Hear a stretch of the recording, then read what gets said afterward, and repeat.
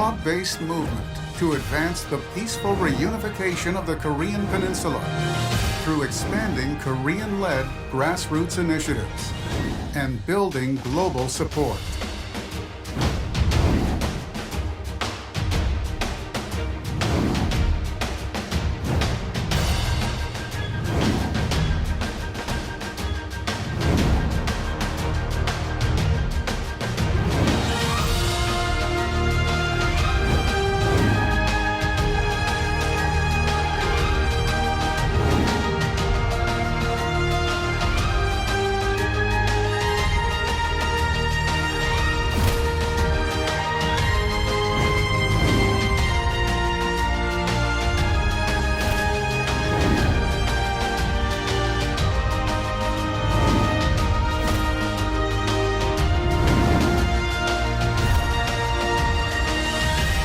All in for a free, united Korea that will benefit the world.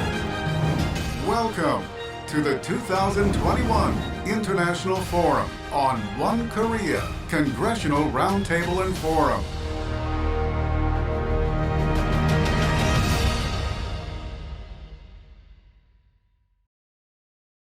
Good evening and good morning to our International Forum participants in the United States and Korea. My name is Richard Lee. I serve as the President of Alliance for Korea United USA. I will be your moderator for the first part of our program on Free and Unified Korea, options to the new U.S. administration and the US-ROK alliance. Today's forum is co-convened by Global Peace Foundation, One Korea Foundation, and Alliance for Korea United USA, together with our key partner in Seoul, Action for Korea United. We are pleased to welcome civic audiences and policymakers in Washington and Seoul, and across our countries today. First, I would like to call to the floor Mr. James Flynn, the International President of Global Peace Foundation. Welcome, Mr. Flynn. Greetings from Washington, D.C. On behalf of the Global Peace Foundation and together with our co-conveners and partners, welcome to today's timely forum. We appreciate all who are joining us in the U.S., Korea, and around the world. Special thanks to the distinguished members of the U.S. Congress and Korean National Assembly who are joining today to share their important perspectives, as well as the eminent ambassadors, scholars, and policy experts who are contributing their insights and expertise. As we all know, our world continues to face daunting challenges: the global pandemic, deepening divides within and between nations, and growing threats to peace and security. Yet as we begin 2021, with the new administration here in the US, there are important new opportunities emerging to address longstanding problems in innovative ways. The divided Korean Peninsula is a critical flashpoint due to North Korea's relentless pursuit of nuclear weapons. National pressure and diplomatic efforts have all failed to break the vicious cycle of negotiations, concessions, and provocations. This is an opportune time to consider new approaches to break this cycle. Today's forum includes an impressive lineup of elected officials and issue experts who will share their perspectives within the context of the end goal of a free and unified Korea. That framework, we believe, offers significant advantages. It posits a strategic end in mind to clarify objectives and build win-win consensus among key stakeholders. It provides a policy framework for strategies that are comprehensive rather than narrowly focused. And most importantly, it affirms the long-standing aspiration of the Korean people for a unified homeland that upholds freedom, human rights, and the rule of law. We look forward to stimulating ideas in our discussions today that advance innovative strategies and strengthen the US-ROK alliance. Over the past decade, the Global Peace Foundation and partners have been actively building momentum for Korean-led, principled unification with international support, based on the approach outlined in GPF founder Dr. Hyunjin Preston Moon's seminal book, Korean Dream. With a compelling vision and robust movement, the unified Korea is not a distant dream, but an urgent, immediate priority. We hope you find today's forum very informative and worthwhile, and we invite you to join with us in motion to support the Korean people in a free and unified Korea. 감사합니다. Thank you very much. Thank you, Mr. Flynn. Next, I am pleased to welcome Dr. Jai-poong Ryu, founder and chairman of One Korea Foundation. Welcome, Dr. Ryu. Thank you, Richard. Distinguished participants, ladies and gentlemen, we welcome you all cheerfully and gratefully. The dream of free and united Korea stems from the innermost aspirations of all Korean people at home and abroad. With this vision of one free Korea in mind, we examine today what policy options Biden administration may consider with focus on policies that would shape the future course of the US-ROK alliance. Mutual Defense Treaty between the United States of America and Republic of Korea, signed on October 1st in 1953, has been the keystone of the alliance. Feeling safe from this treaty, South Korea threw all its energies and brain onto its development and accomplished the twin goals of industrialization and democratization in record time. These are feats no hitherto underdeveloped countries could claim to have reached. The United States benefited also. ROK served as a trophy accomplishment of the US world policy. American leaders of both parties have often boasted about the alliance's achievements by symbolically showing the satellite pictures of pitch dark North Korea against brightly lit South Korean landscapes. I present here three options I believe are available to the new Biden administration as it ponders the future course of the alliance. First, please consider adopting unification as the very mission and purpose of the alliance. I can relate two hopeful signs. In October last year, then candidate Joseph Biden made a statement linking a united Korea to denuclearization in the same policy sentence, along with calling for the reunification of divided families. I also remember a personal account relevant here. After hearing me say that nothing can solve the problems of North Korean nukes and missiles and its horrible human rights violations, except unification of Korea, Mr. Kurt Campbell, to become the major voice of Biden's Asia policy, responded, "I agree with you, although not as passionately as you."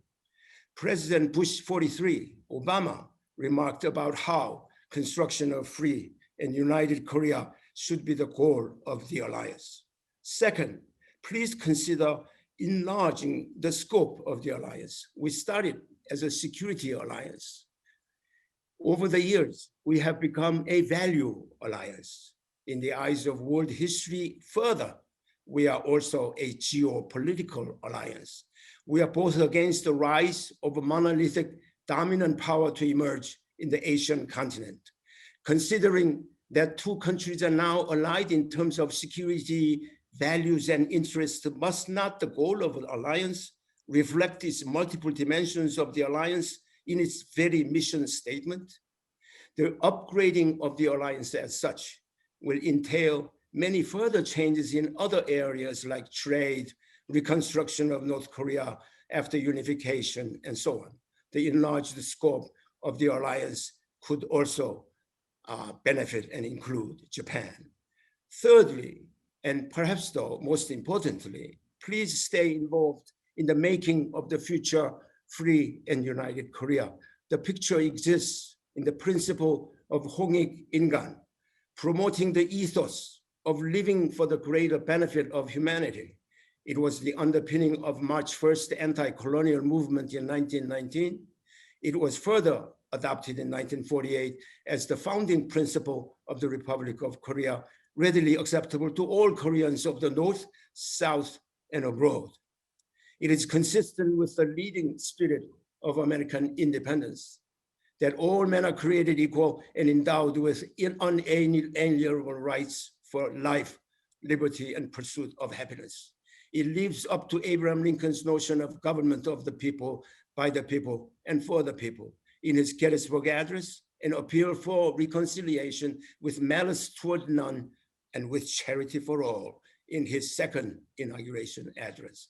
Thank you for joining us today in this important and timely journey for a free and united Korea, which provides the strongest basis for the enduring US-ROK alliance, as well as the prosperity and freedom of Indo-Pacific. Thank you very much. Thank you, Dr. Ryu. It is now my honor to welcome Honorable Seung-Joo, distinguished former ROK Minister of Foreign Affairs and the Chairman of Asan Institute for Policy Studies. Welcome, Mr. Han, for your congratulatory remarks. Hello, everyone. I'm very happy to see you all.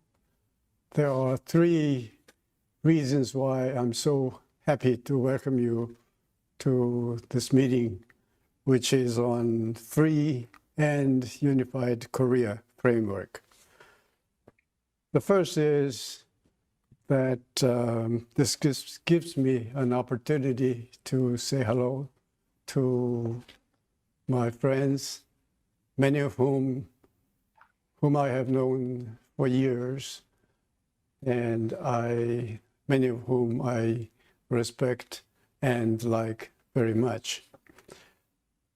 And we've shared friendship for years. The second reason is to know that someone or some people are still interested in one and free Korea. I would think that it also includes peaceful and Korea without nuclear weapons, North and South. So I hope this meeting will find a way to achieve these goals. The third reason is that today, after many gloomy days, we have a very nice day in Seoul, even though you may not be able to enjoy it directly. We have a sunny day with crisp and clean air. So this is a good omen, good opportunity to have a good and active meeting. I hope you will not only give us great ideas of achieving one and free and peaceful Korea, but also this will give each of us an opportunity to think about the problem and not let others fight about some other useless things, but Koreans will still be there. We have a saying that even if the heaven tumbles down, there will be room for us to shoot out of that trouble. So good luck, everyone. Have a good meeting, and great to see you. Thank you very much. Thank you, Minister Han. Our next presenter is Dr. Mee-Sook Ku, Vice-Chairwoman of the Geoboong Group and Special Advisor to Action for Korea United. We wish to thank the Geoboong Group for your generous support of this forum. Welcome, Dr. Ku.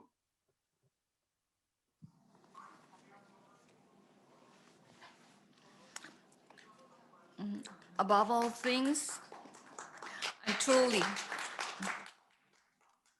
Hello, everyone.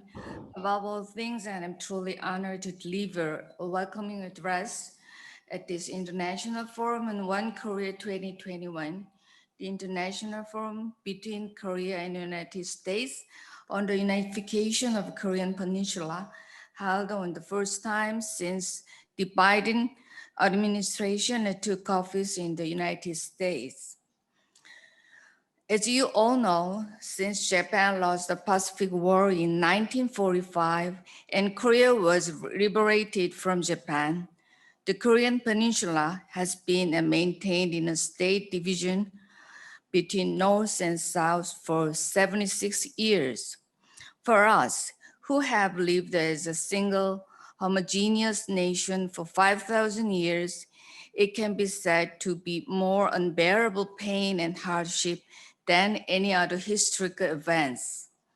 Although I'm one of the generation who have not experienced the Korean War directly, I have always lived with the threat of war, in addition to ongoing local provocative actions from North Korea and the threat of nuclear weapons.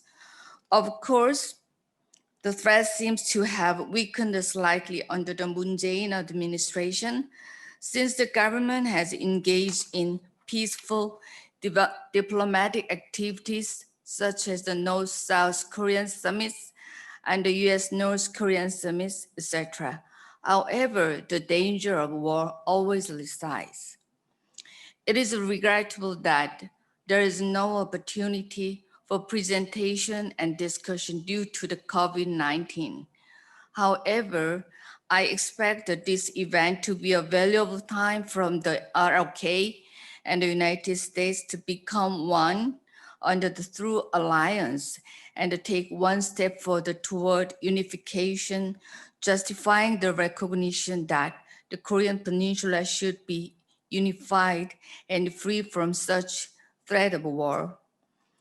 If the new era of the peace comes with a great achievement of unification on the Korean Peninsula, where military power is the most concentrated in the world, I'm convinced that it will be a stepping stone for peace in the Northeast Asia and further to world peace.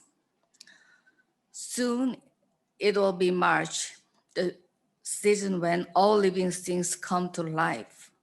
I wish the happiness and health of the great scholars of both countries, former and current lawmakers, ministers and vice ministers, and all of you who participate in this forum today.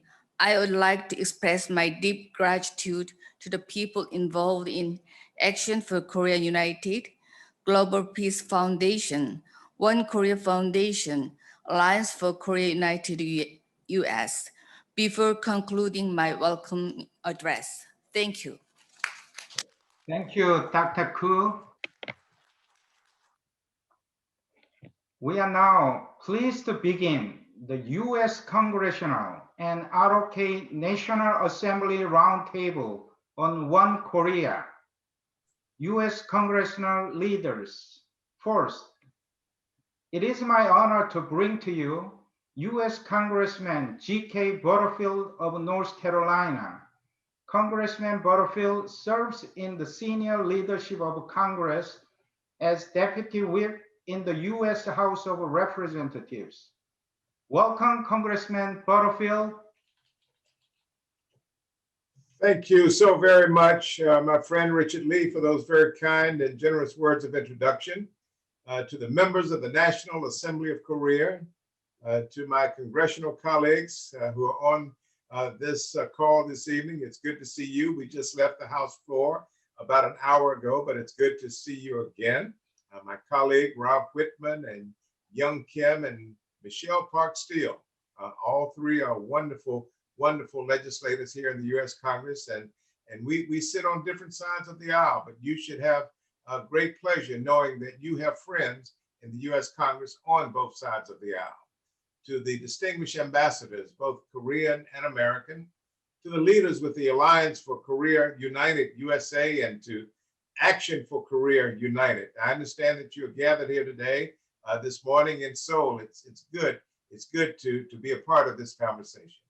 to the One Korea Foundation, and finally, last but not least, to the impeccable Global Peace Foundation. I am honored to be with you today. I bring warm greetings to you as the U.S. representative for the 1st District in the state of North Carolina and as a senior chief deputy whip of the House Democratic Caucus. I am delighted to be with you today, and I am honored to be your friend on U.S.-Korea relations. You know, my friends, I was pleased to join you some 3 years ago at a small cottage here in Washington, D.C. We call it the Winter White House. It was the Winter White House of former President Abraham Lincoln back in 1861 through 1865. That was his Winter White House home. And I am pleased to be with you again today in solidarity of achieving a free and unified Korea. You know, many of my constituents in North Carolina are veterans of the Korean War. My colleagues likewise have veterans of the Korean War in their districts. Not long ago in 2019, I participated in a ceremony for one of those fallen soldiers. His name was William Hoover Jones, whose remains, his bodily remains, were finally returned over 70 years after the war. I still remember the sadness in his sister's eyes as she looked upon his grave at the Arlington National Cemetery. It was an honor to pay respect to this fallen hero, and it was an experience that I shall never forget.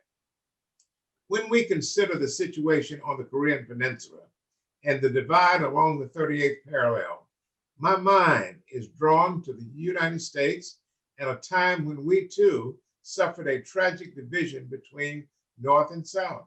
We too endured a time in our history when brother fought against brother, when friends turned into enemies overnight, and when more American lives were lost than in any other war before or since. We've been down this road before, and we can heal. You can heal. The impact of that time of division is felt in our society even today, but we are continuing to repair the damage. There are important parallels in our country with the Korean situation, which has now continued for more than 70 years. We know the pain of division felt by countless separated families that could never see or even speak to each other again. That is so painful. In addition to untold human suffering from this tragic division, the entire world has been threatened by a reckless leader in the North, now in control of nuclear and ballistic missiles that not only threaten Korea and its neighbors, but you know, it also threatens the United States of America. And that's why our Committee on Foreign Affairs is taking a particular attention, paying particular attention to this issue. This situation must come to a resolution with new approaches and innovative approaches. And so I agree with our president in the United States, President Joe Biden, who in a policy statement to the Korean news media during his presidential campaign, he affirmed his objective to keep, and I'm going to quote this, to keep pressing toward a denuclearized North Korea and a unified Korean peninsula, end of quote. And he also espoused reunification of separated families. And so today, with a new Biden administration reaching out once again to strengthen our bedrock alliance with the Republic of Korea, I would like to join with you in affirming strong support for the founding ideals of the Korean independence movement for one free and indivisible Korea. In conclusion, I understand that with us today is a young North Korean defector, Mr. Hung-Sung Lee, who is advancing the cause of freedom that Americans fought to achieve alongside the Korean people. Your struggles remind me of my days as a student leader in North Carolina, when we fought for rights. We fought for voting rights. We fought for economic opportunities and justice. Please know, my friends, that we have so much in common. I've dedicated my life and my career to the proposition that if you work hard, you play by fair rules, you deserve a shot at the American dream. Likewise, to leaders young and old across the Korean Peninsula, you, my friends, you deserve a shot at achieving the Korean dream of a free and unified Korea. This is a universal dream that is shared by all of us. And so we are friends, we are allies, and please know that we're going to continue to be with you as we accomplish the result that we want to accomplish. Thank you so very much for listening to me this evening. May you have a good program. Thank you, Congressman Butterfield. Now, it is my honor to welcome Congressman Wittman of Virginia, a ranking member of the U.S. House Armed Services Committee, Sea Power and Projection Forces Subcommittee. Welcome, Congressman Wittman. Well, thank you. What an honor to be with you. And Richard Lee, thank you so much. And I'd like to thank the organizers, the Global Peace Foundation, the Alliance for Korea United U.S.A., the One Korea Foundation, and all the partners that are gathered there in Seoul with Action for Korea United. And I'm really honored to have the opportunity to be with you today. I'd also like to recognize the members of this roundtable who I serve with. They are tremendous leaders in their own right. Deputy Whip G.K. Butterfield, he's the Deputy Majority Whip, is very, very much a leader on foreign affairs. New members, Representative Young-Kyo, very, I would say, active in making sure that these issues are before the Congress, as well as Representative Michelle Steele. Both of them tremendous leaders in their own right, and having done quite a bit to enhance the ROK U.S. relationship. And like to give a greeting to all the Korean National Assembly members. We appreciate what you do. I've had the opportunity to visit the ROK several times and meet with National Assembly members there. It's always a great honor to do that. You know, the size and scope of this event, I think, speaks to the strong and enduring ROK-U.S. relationship. It's great to see so many people gather together, and having served on the House Armed Services Committee, we get to see many of the strategic issues that the United States and the Republic of Korea face, and the things that we can do together to make sure that we are addressing these issues to counter what we see as the aggressive behavior by North Korea. And we know that it's critical to the global peace, prosperity, and freedom of that region. So we appreciate the great work and effort that goes into that relationship.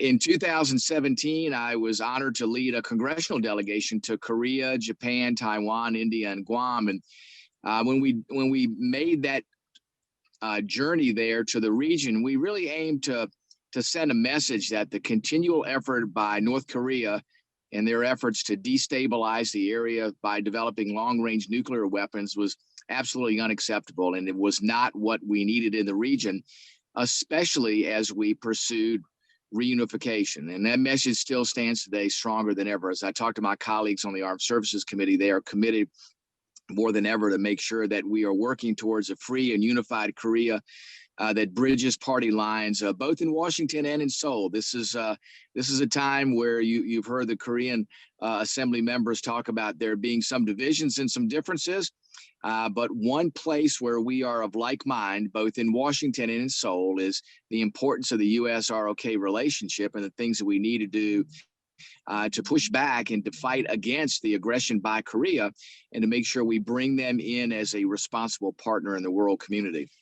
You know, our stance today reminds me of a time not that long ago in 1987 when President Reagan was there at the Berlin Wall and was there standing for reunification there in Germany. And today we stand instead, I believe, on the 38th parallel, and we see families that have been tragically separated for over 70 years, and the real need to make sure that we are reunifying those families. It is heartbreaking to see families that have been separated for so long. And I know that all of us are firmly dedicated to that universal self-evident truth, and that human rights are endowed by our God for the life, liberty, and pursuit of happiness of all people. And that is a foundation that's unique to not just the United States, but to the people of Korea. And our country was founded on these values, and they are absolutely the bedrock and foundational principles upon which the ROK was founded, especially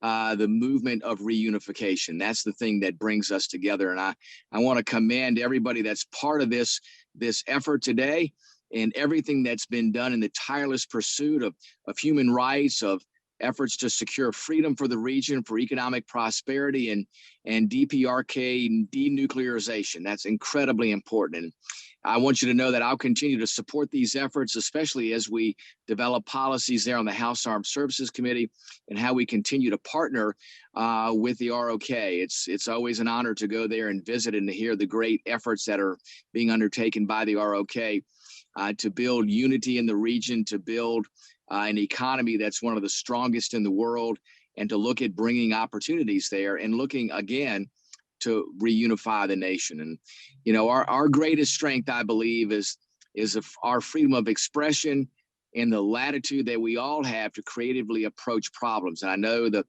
people in the assembly members there, the Republic of Korea, have been very forward thinking in how we can do this. And this forum is a great way for us to share ideas about how we can continue to work together, how we can continue to push back against the aggressive behavior of North Korea and their efforts to destabilize the region and push them towards denuclearization, but also to make sure that we are reunifying the Korean Peninsula. That, I think, is extraordinarily important. And I know that as we see an economy that continues to grow in ROK and the vibrant culture there, it was really an honor for me to be able to see the vibrant culture there as we visited Seoul and other regions of the country, even the less populated areas there. Just an amazing example of culture and of love for country. And I look forward to a future of lifelong friendship with the Korean people. And I think it's incredibly important that we continue to grow our relationships and we demonstrate our strength through unity. So thank you all again. Thanks for the great effort that you put forward. May God continue to bless each of you. May God continue to bless the great Republic of Korea. May God continue to bless our United States of America. Thank you, Congressman Wittman. Next, we are pleased to welcome Congresswoman Young-Kim of California. Congresswoman Kim was recently appointed to the U.S. House Committee on Foreign Affairs. Thank you for joining us today. Welcome, Young-Kim. Well, good evening, those who are joining us in the United States, and good morning to all of you gathered in South Korea. I want to first begin by thanking Richard Lee for your very kind invitation for me to join this very meaningful forum. I also want to offer my special thanks to Global Peace Foundation, One Korea Foundation, and Alliance for Korea United U.S.A. For hosting this event. But I also want to give a shout out to some folks that I recognize from my times, early days when I was working with former chairman at Royce, Ambassador Seung-Joo and Ambassador An Ho-young. Very, very pleased to see you here. Also to everyone who's gathered in Korea on and offline, greetings to you. But I also want to tell you what a pleasure it is for me to join with my colleagues, the legislators from South Korea, 조태영 의원님, 서영교 의원님, 이종걸 전 의원님, who are also joining us on this congressional panel. 정말 반갑습니다.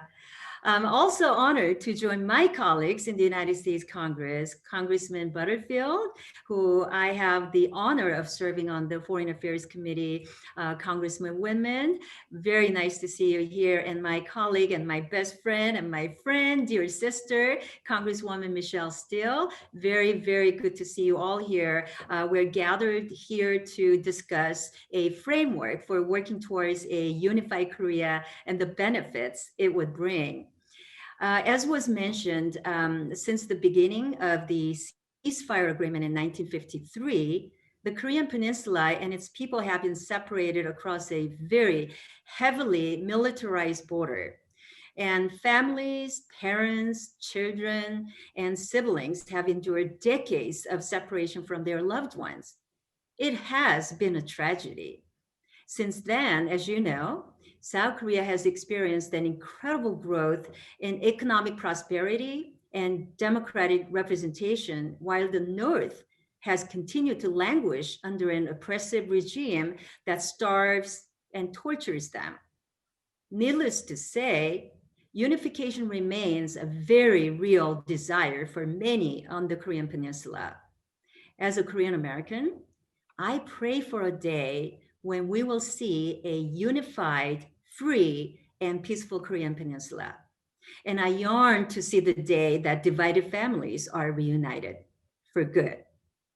However, we cannot move towards this desire blindly without an understanding of the North Korean regime that we cannot trust to act responsibly and in good faith. Maintaining a peaceful and secure situation on the Korean Peninsula is a paramount concern in guaranteeing a safe future for the region.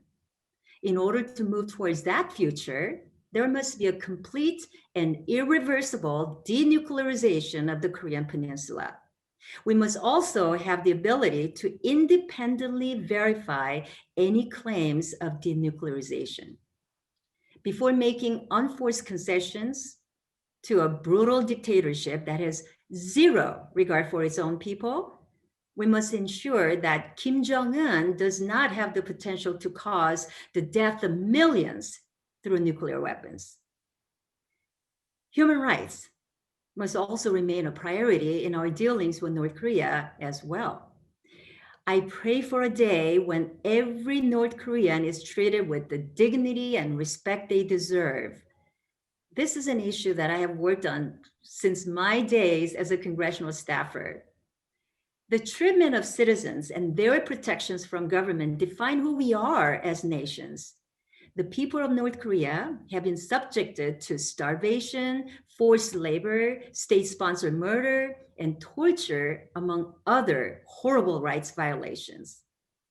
The abuse also extends beyond their citizenry, demonstrated by allegations of prisoners of the Korean War still being held against their will and by the mistreatment and death of American Otto Warmbier. We cannot ignore that our core values are diametrically opposed with the actions of the Kim Jong-un regime, and that action must be taken on their part to improve their human rights record to become a responsible member of the international community. While we encourage North Korea to work towards denuclearization and improve its human rights record, there are things the United States and South Korea can do together that will build the foundations for future unification. One such area is through the reunification of Korean and Korean American families, not just for a day or two, but for all time. During my first month in Congress, I helped introduce the Bipartisan Divided Families Reunification Act to help reunite Korean Americans with their family members in North Korea. If North Korea is truly serious about working towards a peaceful future with South Korea, then its participation in such reunifications must become the norm.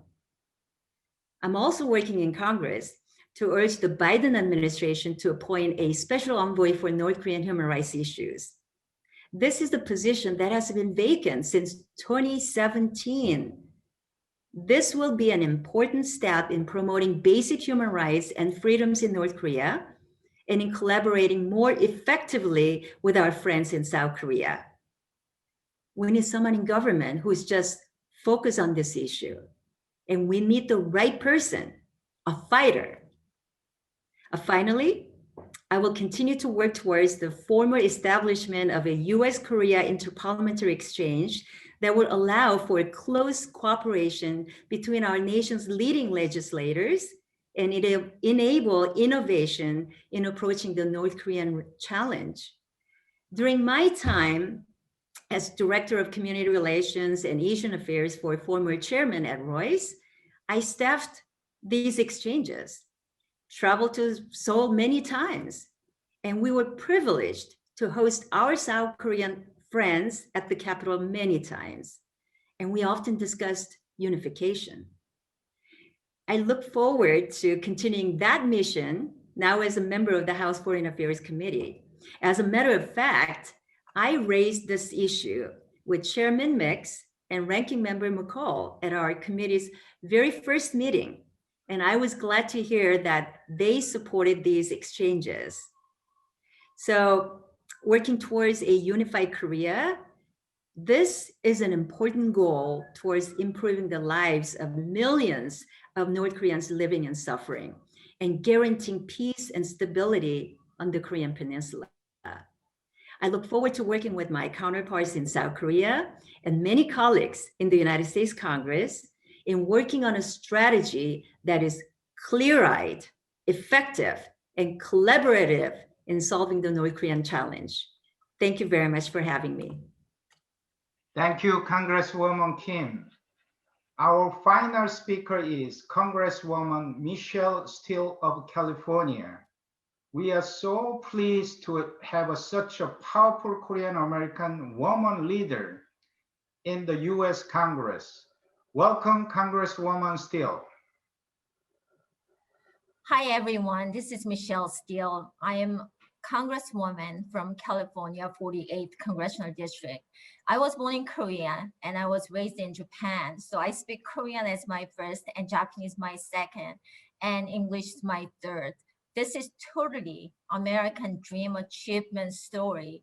And I am so excited joining all of you regarding reunification of North and South Korea, and especially that these families that my both parents came from North Korea, and they've been talking about it while they were alive. Actually, my mom passed away 10 years ago, and she's been talking about her family members and my great aunt who left that her husband and her first son. You know how important first son means in Korea, and until she died, she's been talking about this matter every day, and she wanted to go to North Korea. She applied all these special meetings every time. She failed. It's not really fair that we are excluding these members that, because they are Korean Americans. I think it's time to do it. So I am very, very close, happy to co-sponsoring Congresswoman Grace Mang's initiative that Korean American reunification means that any meetings, hopefully that next meeting is going to be soon, because last meetings that they had 21 plus virtual meeting for 7, none of Korean Americans were included. So this time that we are actually passing the bill to make sure that giving a little more pressure that Korean Americans can meet their family members. They are getting all old. I think it's time to open them up and let them meet their families that sisters, brothers, and mother, father maybe passed away already. So we really have to work hard on this. I am so grateful to US-ROK Alliance that, working so hard on it. These little things, especially this year that we have 4 Korean American Congress members got elected. So this can be really helpful, just a little bit toward reunification. I think it's going to be really great. So I want to say thank you to everyone who organized this meeting today. And I am just so happy to see all the members who are participating. And I'm so grateful. And let's meet each other in person next time. And I love to be there. Thank you. Thank you, Congresswoman Steele, and all our U.S. delegation. Now, let us move our discussion over to Seoul and the Korean National Assembly. First, I am pleased to welcome Korean National Assembly member, Honorable Young-Kyo of the Democratic Party, who chairs the Public Administration and Security Committee. Welcome, Honorable Seo.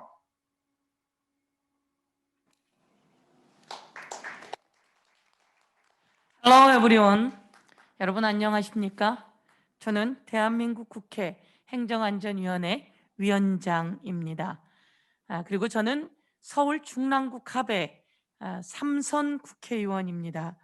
행정안전위원회는 대한민국의 17개 지자체, 지방자치단체를 소속 기관으로 하고 있고요. 그리고 행정안전부, 경찰, 소방청, 인사혁신처, 그리고 선거관리위원회를 저희 소속 상임위로 갖고 있다 말씀드리겠습니다. 오늘 초청해 주심에 진심으로 감사드립니다. 2021년 원코리아 국제포럼에 함께하게 되어 참으로 영광입니다. 2017년에 미국 워싱턴 DC에서 개최되었던 원코리아 국제포럼에 또한 초청받아 미국에서 여러분과 만나 뵙고 한반도의 통일, 세계의 평화를 위해서 함께 머리를 맞댄 적이 있습니다. 그때 만났던 류제풍 원코리아 대표님과 서인택 통일을 실천하는 사람들의 상임위장님과 함께 했었습니다. 참으로 의미 있고 멋진 분들이었습니다. 한반도의 평화와 세계 통일을 위해서 노력하시는 그분들께 다시 한번 감사의 인사를 드리면서 오늘 유재풍 대표님과 서인택 대표님께도 여러분 박수 한번 부탁드리겠습니다. 오늘 이 자리에 2017년 Dr. 워싱턴 DC에서 Saw. 있었던 행사에 함께했던 여러분들을 뵙게 되어서 So I am very pleased to meet with you, and some of you are the ones I met already in the One Korea Forum back in 2017. And I think it is even more meaningful for us to be in the International Forum on One Korea today.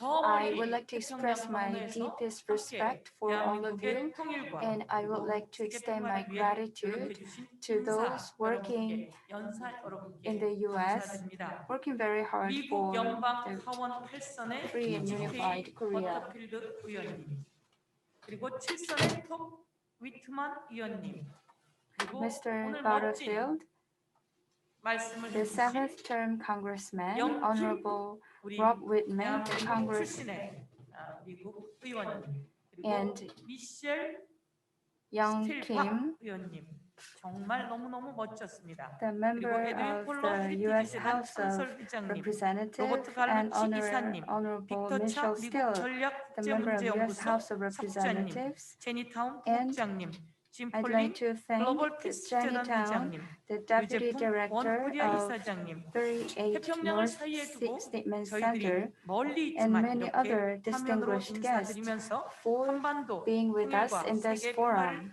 위해 노력해 주심에 I would like to 또다시 sincerely thank 감사의 you for your 말씀을 드립니다. efforts for peaceful reunification on the Korean Peninsula and peace in the world. 미국의 새로운 정부, I'd 바이든 like 행정부와 to 더 굳건한 express 한미 my 동맹을 위해 이 자리를 gratitude 만들어 주신 글로벌 to the 피스 재단 organizer of the 관계자 event, Global 여러분께도 Peace 무한한 Foundation, 감사의 for 말씀을 organizing this 드립니다. important gathering to 세계가 further strengthen the 코로나19로 어느 때보다 US-ROK 어려운 alliance 시기입니다. with the 이 new 위기 Biden 속에서 administration. 세계의 평화를 만들어가는 COVID-19 우리들 is a 더 crisis like 힘차게 no 노력해야 other, 한다. 이렇게 and we 말씀드리겠습니다. have to strive to build world 한반도는 peace 세계 in the midst of 유일의 this crisis. 분단국입니다. Korea is the 긴장의 world's 땅입니다. only divided 그리고 country. It is a 전쟁을 land 하나 of tension, 휴전한 and it is 나라입니다. a country 있을 수 that is 없는 일이 technically 우리에게 still at 계속되고 war. 있습니다. 이런 상황 Things that 속에서 should not happen 북한은 are 끊임없이 still taking 핵무기를 place, 장착하고자 합니다. and North 그래서 Korea 우리는 never stops to 한반도 pursue 비핵화가 its 우리 nuclear ambition. 모두의 과제이고 That is why 한반도 비핵화를 위해서 denuclearization 더 of the 함께 Korean 노력해야 Peninsula 된다. is 이렇게 the task 말씀드릴 수 for 있을 all 것 of us, 같습니다. and we must 저는 make ceaseless 대한민국의 efforts for 국회 that. 국방위원도 했습니다. I once 미 served 태평양 as a member 사령부를 of the National 방문해서 Defense Committee 헬기를 of the 타고 National 미 Assembly, 3군을 모두 and 다녀보기도 했습니다. I was on the helicopter and 첨단의 visited the U.S. 국방력이 Pacific 바로 Command as well. 한반도 통일을 I 가져오는 think that 최고의 state-of-the-art 힘이다. defense 이렇게 capability is the 말씀드리면서 power to maintain peace on the Korean Peninsula. That is why the US-ROK alliance must become more solid, and that is the foundation for peace on the Korean Peninsula. We need stronger US-ROK alliance with the new Biden administration. Korean National Assembly members will do their best for this. In the midst of this crisis of COVID-19, Republic of Korea is getting stronger and stronger. As we experienced the Korean War in 1950, Korea was the receiver of the world's aid. However, now Korea achieved the world's first place in terms of the economic growth rate among OECD countries. Our economic status became enhanced, and Korean GDP has also joined the ranks of G7. And our relationship with the US is one of the reasons why we were able to achieve this. I would like to thank all the leaders in Korea and the US, and I would like to extend my sincere gratitude to all the people here, including Honorary Jong-Go Lee, the standing chair of Korean Council for Reconciliation and Cooperation, and Mr. Lee Yong-gun. And I'd like to thank all other distinguished guests here, including Global Peace Foundation and One Korea Foundation for their efforts. With enhanced economic power, as a member of the ruling party of the Moon Jae-in administration, I will join the efforts to make the US-Korea alliance even more solidified. The presidents of the two countries and people in the business sector in the two countries and the government officials in the two countries need to come together and trust each other and have more conversation, and that will help us achieve unified Korea. In 2007, the former President Roh Moo-hyun and Kim Jong-un had Inter-Korean Summit. At that time, I joined that meeting, and I stayed over 13 nights in Pyongyang. And 2 years ago, I traveled to Pyongyang on Defense Ministry's Air Force plane. During peaceful times, the North and the South are all one people who speak the same language. However, the two Koreas are also the countries in the midst of tension and in the midst of the threat of war. Today, Mr. Kim Chung-won mentioned that the citrons in Jeju Island have been harvested successfully. There's a sufficient amount of citrus in Jeju Island. Some of those fruits could be delivered to North Korea, which will help us ease the tension on the Korean Peninsula. We need to take easier steps. I mean, steps that are easier to put into action. Based on what we learned from today's forum, I will do my best to achieve the peace on Korean Peninsula. And I always thank the support from the US. We are a strong alliance. I would like to thank you again, and I would like to say that I will commit myself towards implementing what we say into action through budget, legislation, and policies to achieve peaceful unification of Korea. I congratulate the successful inauguration of the Biden administration, and I would like to say, let's work for solid US-Korea alliance and everlasting world peace. Thank you. 감사드리면서 Thank you very much 혹시 필요할 for 때는 제가 being 언제나 with us. 옆에 있겠다 이렇게 말씀드리겠습니다. And I 고맙습니다. will always be there for you. Thank you for your attention. Thank you, Assemblywoman Seung. Next, I would like to welcome Korean National Assemblyman Seung-Joo of the People Power Party. He is the former first Deputy Director of National Security Council Advisor to the Blue House. Welcome, Honorable Cho. 안녕하십니까. 국민의힘 소속 대한민국 국회의원 조태용입니다. 한반도 통일의 프레임워크, 새로운 미국 행정부와 한미동맹을 위한 선택이라는 주제로 개최되는 원코리아 국제 포럼에 참여하게 된 것을 대단히 기쁘게 생각합니다. 한미 의원 라운드 테이블에 함께 참여하신 버터필드 의원님, 위트만 의원님, 영킴 의원님, 그리고 서영교 의원님과 이종걸 상임의장님 반갑습니다. 원코리아 국제 포럼은 자유롭고 통일된 한반도를 지향하는 매우 중요한 국제회의입니다. 국내는 물론 해외에 한반도는 하나가 되어야 한다는 인식을 높이는데 많은 기여를 할 것으로 기대합니다. 이런 뜻깊은 자리를 마련해 주신 주최 측에 경의를 표합니다. 통일에 대한 대한민국의 입장은 일관됩니다. 모든 국민이 자유를 만끽하며 행복을 추구할 수 있는 자유민주주의와 시장경제가 중심 가치가 되는 그러한 통일입니다. 이상적인 통일의 방식은 자유로운 왕래와 만남을 통해 남북 간 동질성을 회복하고 분단의 고통을 극복하는 과정이 되어야 합니다. 이러한 내용은 초당적인 합의로 마련된 민족 공동체 통일 방안에도 잘 나와 있습니다. 그렇지만 현재 대한민국은 통일과 관련해서 어려운 도전에 직면해 있습니다.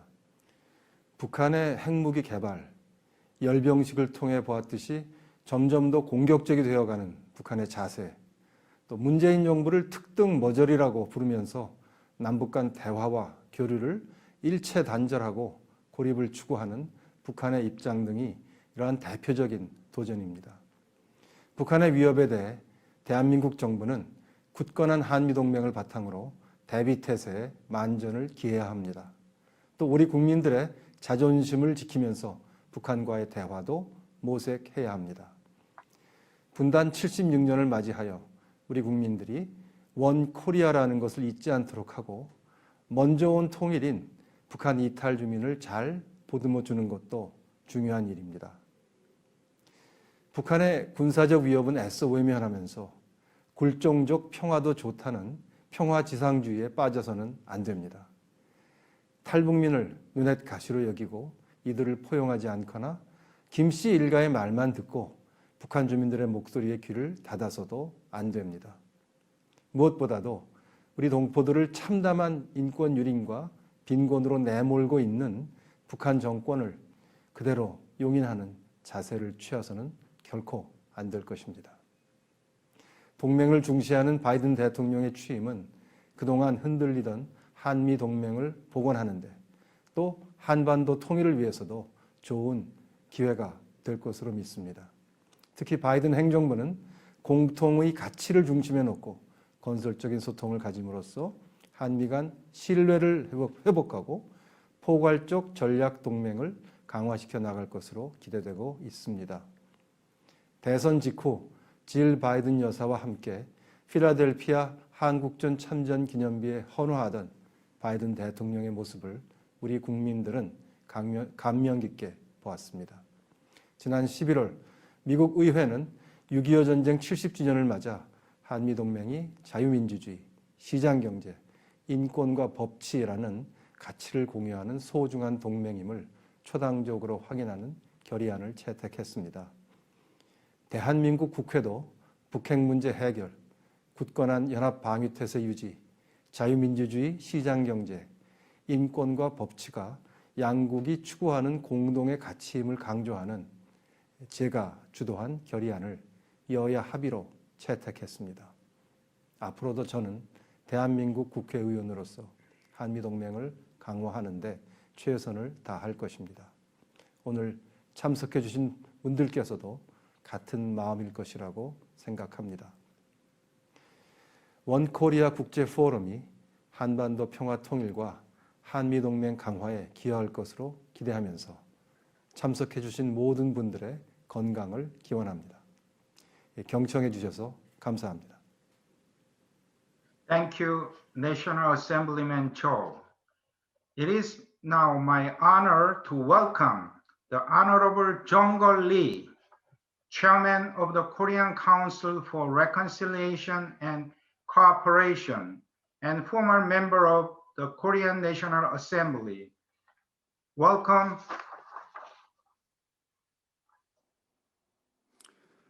I am pleased to participate in the U.S.-Korea Congress member roundtable session of the International Forum of One Korea, jointly hosted by Global Peace Foundation, Action for Korean United, One Korea Foundation, and Alliance for Korea United, U.S., in line with the inauguration of the Biden administration. I would like to express my sincere gratitude to US-ROK members of the Congress, Butterfield, Wittman, 우리 한국의 서영교 의원님, 조태용 의원님, 특히 이번에 당선 축하드립니다. 영김 의원님, 미셀 스티박 의원님 말씀 감사드립니다. The congressmen and civic unification activities for participating in this forum amid the COVID pandemic with a great dedication toward peace, prosperity, and unification on the Korean Peninsula.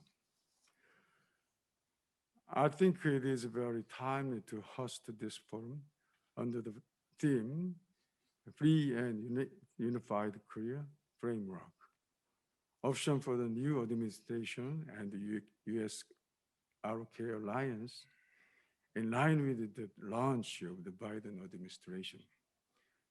I can say for sure that this forum will yield even greater fruit, given the leading effort of Global Peace Foundation and Action for Korea United toward the realization of Korean unification and world peace. The Korean Peninsula has now entered a period where expectation and anxiety intersect.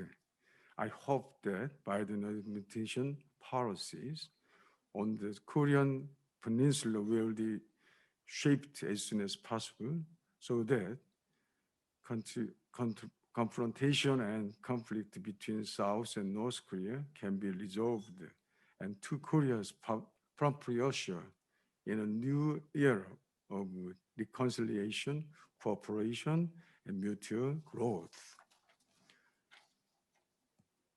Until recently, I have lived my entire life as a member of the National Assembly of the Republic of Korea. Now, I am serving as a standing chair of Korean Council for Reconciliation and Cooperation, where numerous unification movement groups participate, transcending ideology and sect for peace, reconciliation, and cooperation between two Koreas.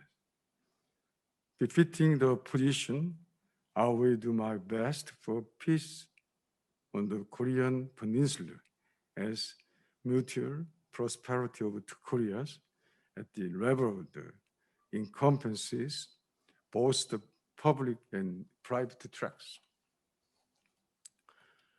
As it well known, the Moon administration is making every effort to promote reconciliation, cooperation, and shared prosperity between two Korea, along with the denuclearization of the Korean Peninsula, coping with the crisis of war on the Korean Peninsula in 2017, and successfully hosting the 2018 Pyeongchang Winter Olympics. Two Koreas reached dramatic breakthrough for peace.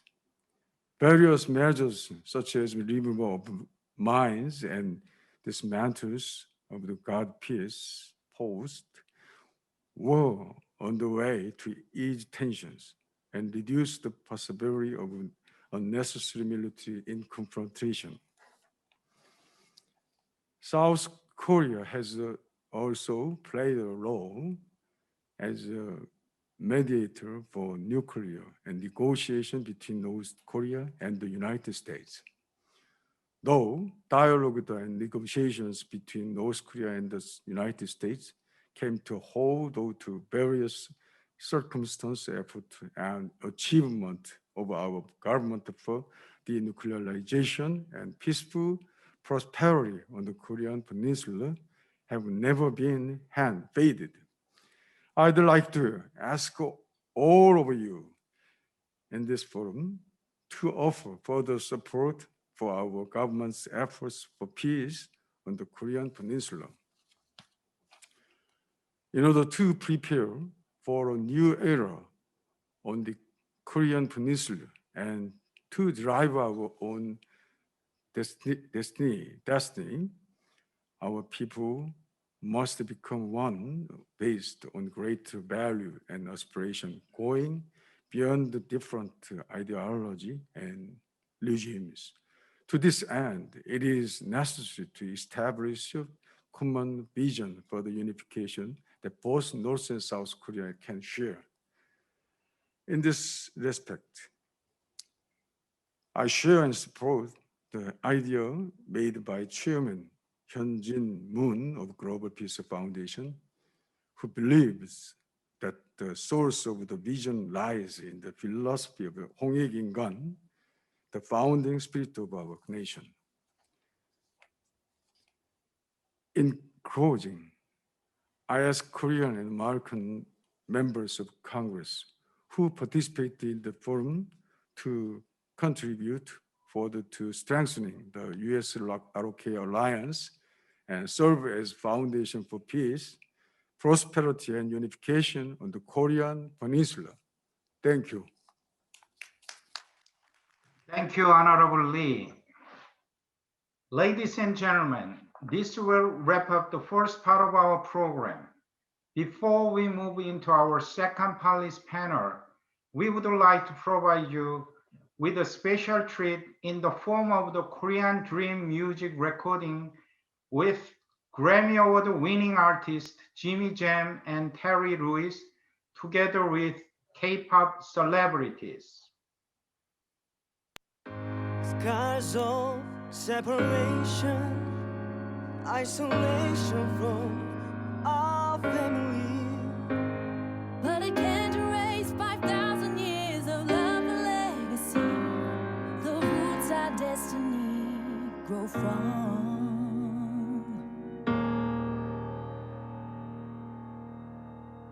Strength and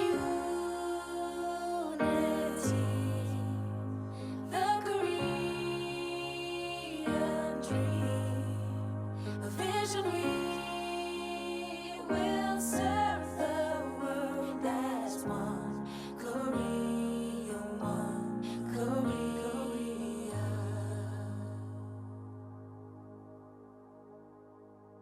Hand in hand, without fear, spreading love that will heal us. Shine a light so all can see the transformation, the unification. for the benefit of all humanity. Create a beautiful world that's made for you and me, Where we all live in peace. strength and unity, the Korean dream, a vision we will serve the world as one Korea. Strength and unity, the Korean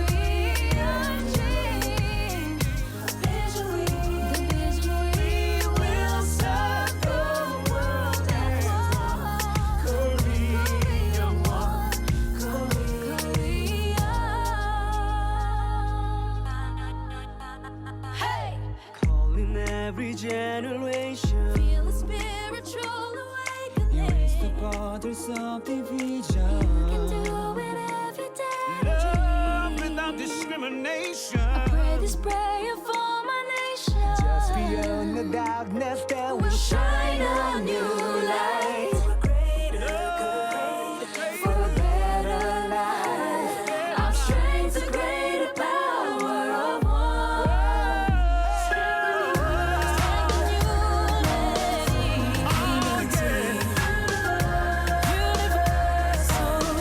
Universal dream. A vision we will serve. The world as one, family one. Strength of unity.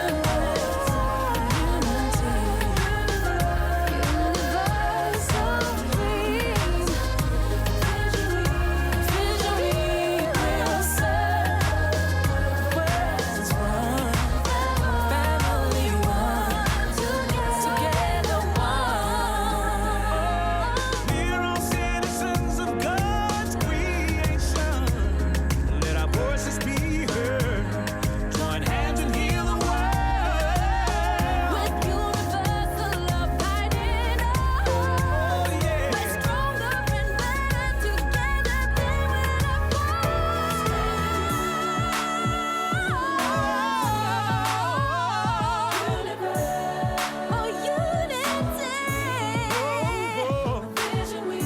Vision we will serve the world as one, family one.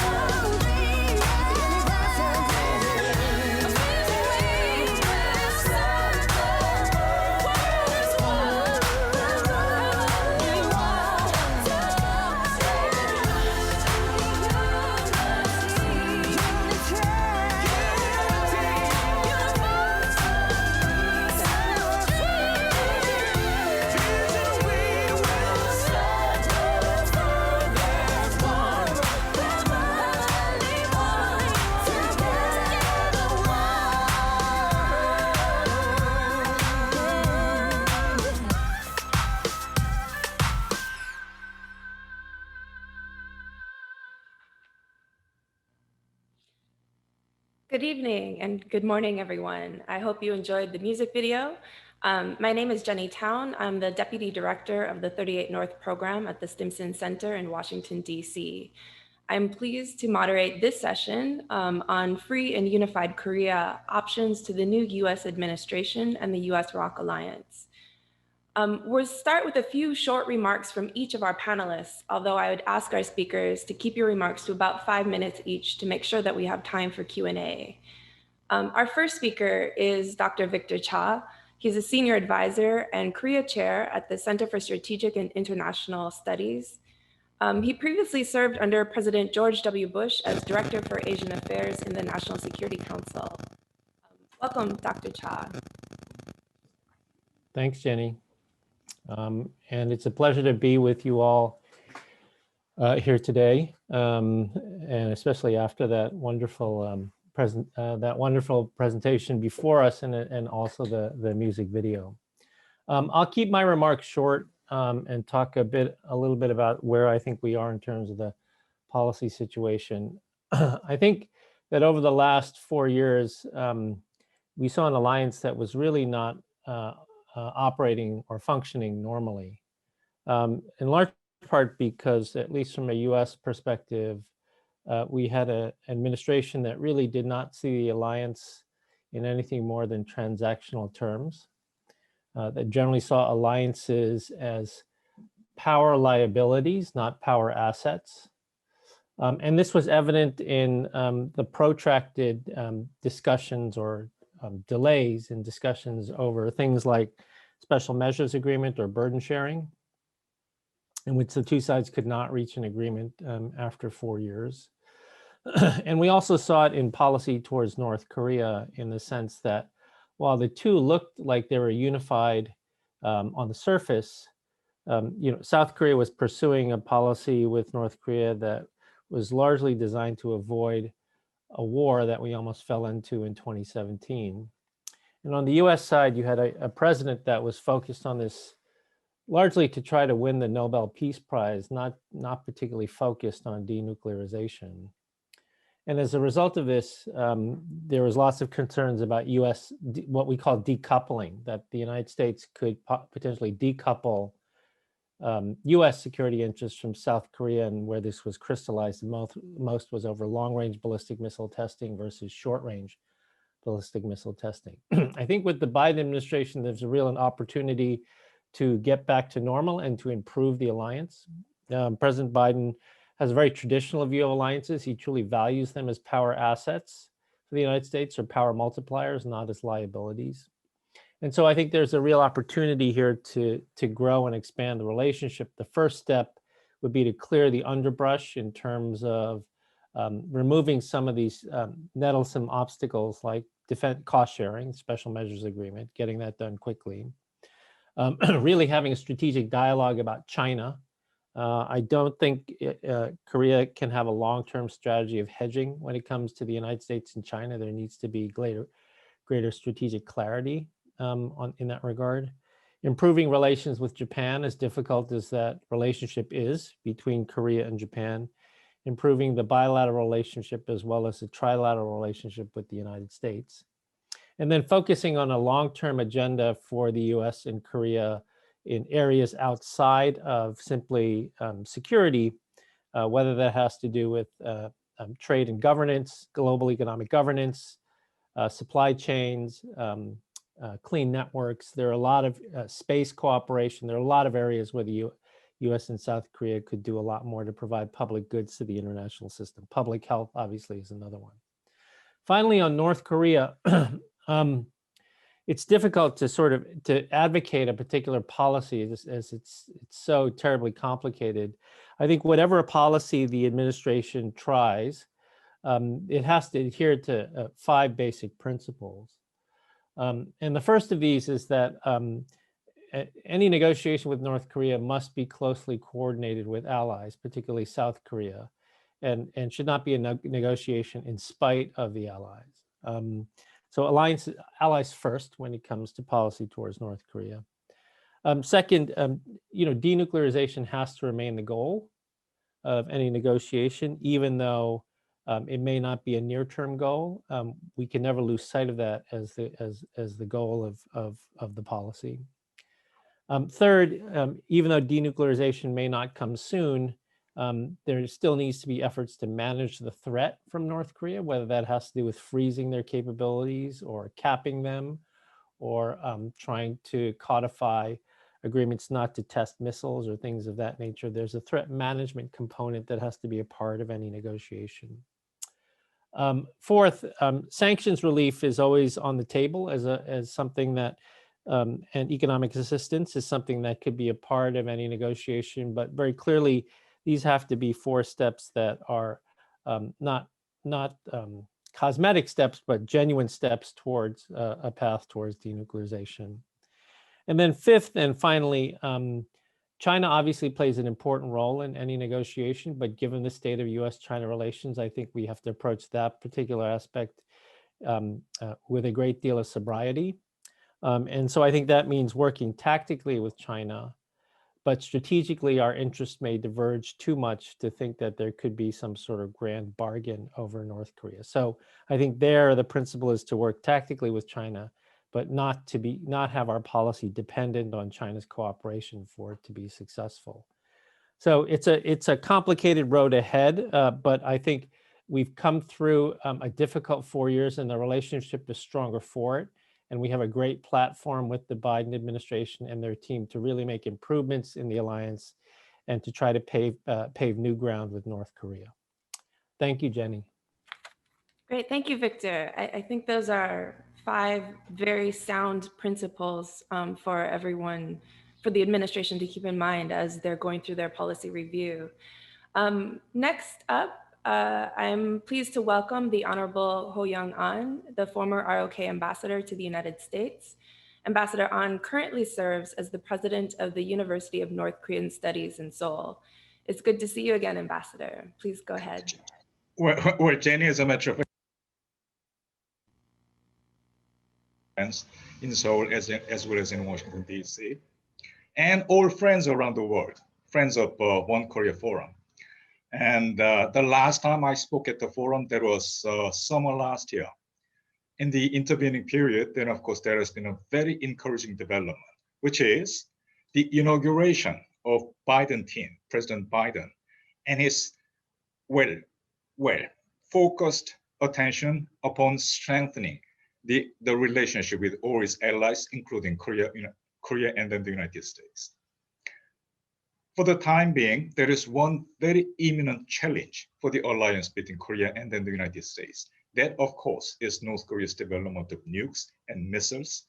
And I'm so glad that I'm speaking after Victor, because Victor laid down 5 principles.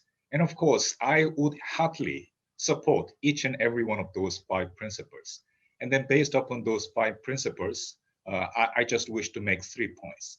My first point is importance of timing. And I wholeheartedly agree with Victor when he says, well, United States, when it tries to come up with a new North Korea policy, must coordinate with its allies, first and foremost with South Korea. I totally agree with him. But at the same time, I think timing is important. If it is delayed too long, then I think there would be a large number of unnecessary problems which could ensue because of this delay in timing. And in doing so, then of course we should be clearly conscious about what is happening in Pyongyang for the time being. And last month in January, there was the 8th Party Congress in Pyongyang. And the one thing which really struck me, which really impressed me, was the overall tone of this 8th Party Congress, which was so dark and somber. And we can easily imagine why it in fact could not have been the case. And then the reason is North Korean leadership understands very well by now that Pyongyang policy cannot work. It wanted to have both nuclear development and economic development, and it came to realize it cannot happen. It can have one, but it cannot have both. And then the guideline, which I think has been provided very clearly in the 8th Party Congress, was double down on the development of nukes and missiles. But at the same time, when it comes to economy, don't expect any improvement in external situation. So what you should be doing, well, brace yourself for even more serious difficulties to come. So that, I think, was the message, and that, I think, explains this dark and somber tone of 8th Party Congress in Pyongyang. My second point is the importance of extended deterrence. And precisely because of this, that is to say, the threat arising from North Korean nukes and missiles are increasing. So thus, the security threat being felt by US allies in East Asia, Korea, Japan, and Australia. And then because of it, I think it is very important for Biden team to think about how to further enhance the extended deterrence. Recently, there was a report and recommendation being issued by a team of former prime ministers and ministers, including Kevin Rudd of Australia, Chuck Hagel of United States, Foreign Minister Yoon of South Korea, etc., etc. And one of the recommendations which really attracted my attention was the idea of NATO-style nuclear planning group. That was part of suggestion, recommendation coming from this group. And I think that recommendation merits serious consideration by the new incoming Biden administration. My third and last point is about what South Korea should be doing. And I think one of the things we should be very clearly focused in South Korea would be this, which is how to further strengthen South Korea's conventional capability to deal with this security threat arising from North Korea. And when I say conventional capability, I'm talking about missile defense, I'm talking about kill chain, I'm talking about massive reprisal. And then we have been talking about that for several administrations in Korea. But at the same time, it was planned. But this, in fact, should be the time when should be, well, moving on from planning period to implementation period. But putting them all together, again, once again, I support Victor Cha's 5 principles, and then these are very specific, action plans that I think should be thought about by both the governments in South Korea as well as Biden team. And I'm pretty sure, again, I agree with Victor that we are much encouraged about inauguration of Biden team and look forward to further strengthening security ties between Korea and United States. Thank you. Thank you, Ambassador An. Certainly the military parade on October 10th in North Korea gives more reason to really look at South Korea's strengthening their conventional military capabilities as well. Our next speaker, I'm pleased to invite Ambassador Robert Gallucci, the former chief negotiator for the US DPRK Agreed Framework with Georgetown University, and a board member also at the Stimson Center, and my good friend. So please, Dr. Gallucci.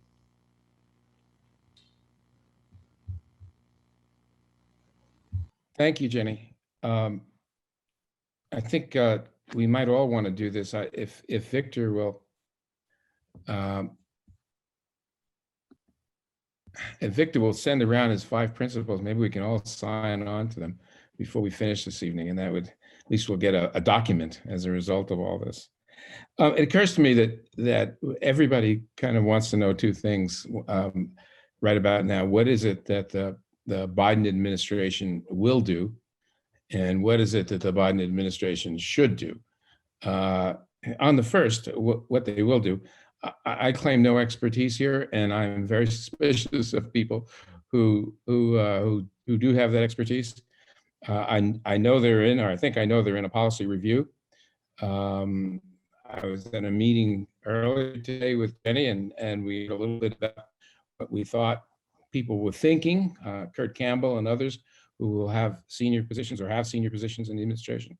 I think as we think about what might happen, I think there are some things we worry might happen and we want to avoid. And I think the first one we want to avoid is, since we're looking at a foreign policy team that has a number of people who served in the Obama administration, I think we don't want to repeat President Obama's policy towards North Korea. That can be characterized a lot of ways, and then there is that awful phrase, taking 2 perfectly good words and making a bad phrase, strategic patience. And that's something we don't want to do. We want to engage, and I heard today, I was happy, Jenny, to hear today that the thinking is we do want to engage. Well, that calculation that there is enough in policy with North Korea for the president to be wise in investing his time and energy, political energy, into engaging the North. And I hope that calculation is indeed the calculation and that they proceed in that direction.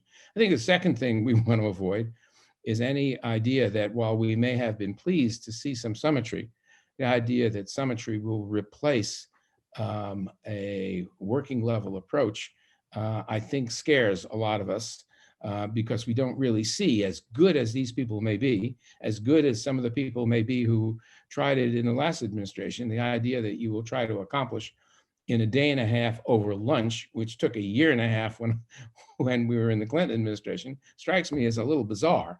And we I think, are looking for something a tad more traditional in terms of modality. In other words, working level engagement and preparing a way. There's nothing wrong with symmetry at the right moment, but that being the total engagement was, I think, at best regrettable. I think in terms of what we should do, I'm pretty sure I understood Victor's point about the Chinese and doing things tactical rather than attempting the strategic here. So I think I'm consistent with it when I think the first thing that I would want from the Chinese is to sign them up to encourage the North to continue restraint, I guess is the best way I'd put it, not to look for opportunities to enhance their bargaining position by some sort of provocation, because that will just set us back 6 months or more. And it's just not what we need right now. So I think we need a kind of attitude in the North of an interest in engagement with the United States, which goes to the second point, and that is that there's some intellectual work that needs to be done by the United States, and it can be characterized, I think, lots of different ways, but one way is to look for the terms of engagement with the North that would sustain the political interaction for a period of time. And I am thinking more in terms of years than I am in terms of days. And that engagement, I think, goes to the fundamental deal, which has been on the table at a certain 30,000 foot level, and that is that there would be a process of denuclearization that would be connected to a process of normalization. So in other words, what I'm looking for here is to avoid what is the new realism in Washington, which I have no sympathy for, which is saying that, look, North Korea is never going to give up its nuclear weapons, so let's just get past that and see what we can get. And that strikes me as a fundamental error, at least because we actually don't know what the North Koreans are thinking and shouldn't pretend that we do. And the second thing is we don't want the kind of idealism, which is where we seek to get everything all at once, and we have the denuclearization as the only thing we really want to talk about. That does not seem to me to be a plausible way to proceed for any length of time, and not a good initial opening. So if we put these things aside, we're talking about a period of engagement over many months, more likely years, in which we're talking about the details of normalization, which I think could be quite interesting. And they put against a slow process, which can be called denuclearization for want of a better word, but that doesn't take place with a full and complete declaration on the first day. In other words, it evolves, as does the discussion about normalization. So I think, to me, there is a plausible way of proceeding. We have seen that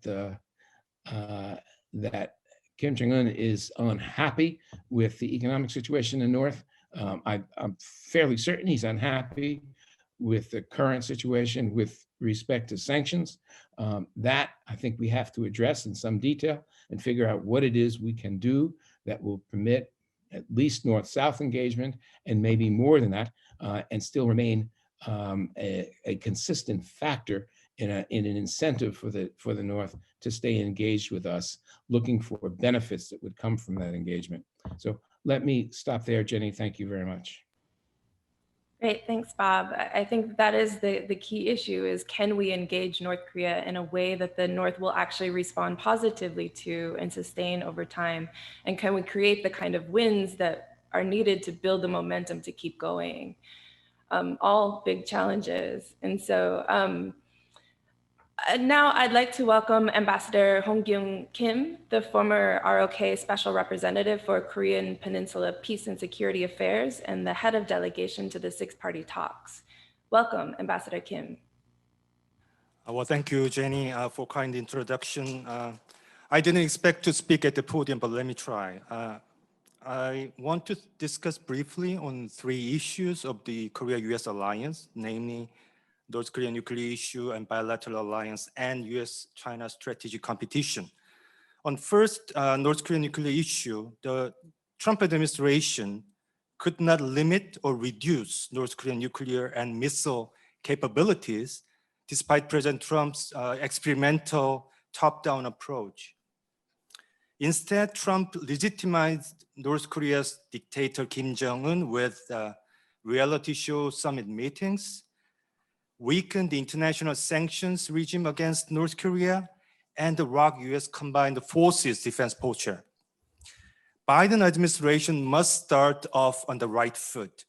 First, international sanctions and pressure regime against North Korea, which was completed by 2017 and quickly undermined 2018 following Singapore summit, has to be restored because sanctions are the only leverage on North Korea when the negotiation resumes someday. Second, Korea and the US have to come up with a common strategy on denuclearization of North Korea as early as possible. A comprehensive agreement needs to be pursued even though the implementation will be gradual. The end state of such an agreement should be complete, verifiable, and irreversible denuclearization of North Korea. An interim agreement, so-called small deal, without clear definition on the final goal or timeline, will be exploited by North Korea and to recognize North Korea a de facto nuclear weapon state. Third, Korea and the US have to find ways to strengthen deterrence and defense against North Korea's nuclear and missile threat. Joint military exercises need to be resuscitated. Korea, US, Japan trilateral security cooperation has to be restored. Both Korea and the United States must also explore ways to increase the reliability of US extended deterrence when the possibility of North Korea's nuclear ICBM reaching the continental United States becomes a near reality. Next, on bilateral alliance. I believe the inauguration of the Biden administration is a good opportunity to revitalize Korea-US alliance. But it takes two to tango, and it needs mutual efforts. I recommend the two countries rejuvenate the four existing consultation mechanisms which exist but have been dormant for the last 4 years. First is the 2+2 Foreign and Defense Ministers meeting. Korea is one of the few countries that the US Secretaries of State and Defense have regular meetings with their counterparts. But during the Trump years, not a single meeting has been convened. The meeting will function as an umbrella consultative body where the security and foreign policies of both countries could be discussed and coordinated. Second, on North Korea, as the appointment of the US Special Representative for North Korea seems uncertain, I recommend to revive an interagency group meeting for North Korean policy led by US Deputy Secretary of State and Korea First Vice Foreign Minister. This meeting proved quite useful during the previous administrations for coordinating North Korea policies of two countries, especially on sanctions. Third, on extended deterrence, the EDSCZ, Extended Deterrence Strategy and Consultation Group, will provide a good platform to explore on how to further strengthen the credibility of US extended deterrence. Fourth, considering Kim Jong-un's health condition and deteriorating economic situation in North Korea due to the sanctions, pandemic self-isolation, and natural disasters, one cannot exclude the possibility of contingencies in North Korea. Both the United States and Korea need to prepare by formulating joint response through existing consultation mechanism. Lastly, on US-China strategic competition, the US-China strategic competition will continue even under Biden administration. The Moon Jae-in government faced no serious consequence despite the lukewarm participation in the Trump administration's campaigns such as Indo-Pacific Strategy, Clean Network Program, or Quad Plus idea. With Biden administration, Korea will not have the luxury of sitting on the fence anymore. What we need is a strategic clarity, not strategic ambiguity. In this context, I suggest the Biden administration to consider inviting South Korea to the Quad meeting and make it the Quint. People tend to think it is choosing a side between the United States and China, but it is not. It is about what kind of values and principles Korean people and Korean government want to preserve and enhance as a nation state. Liberty, democracy, market economy, rule of law, transparency and openness, human rights and right to life, to name a few, could be these values and principles. Korea-US alliance is more than a military alliance against North Korea's threat or trade and economic partnership with Korea's FTA. We have to broaden the alliance regional, global, and space level based upon shared common interest, shared common values and principles. Thank you.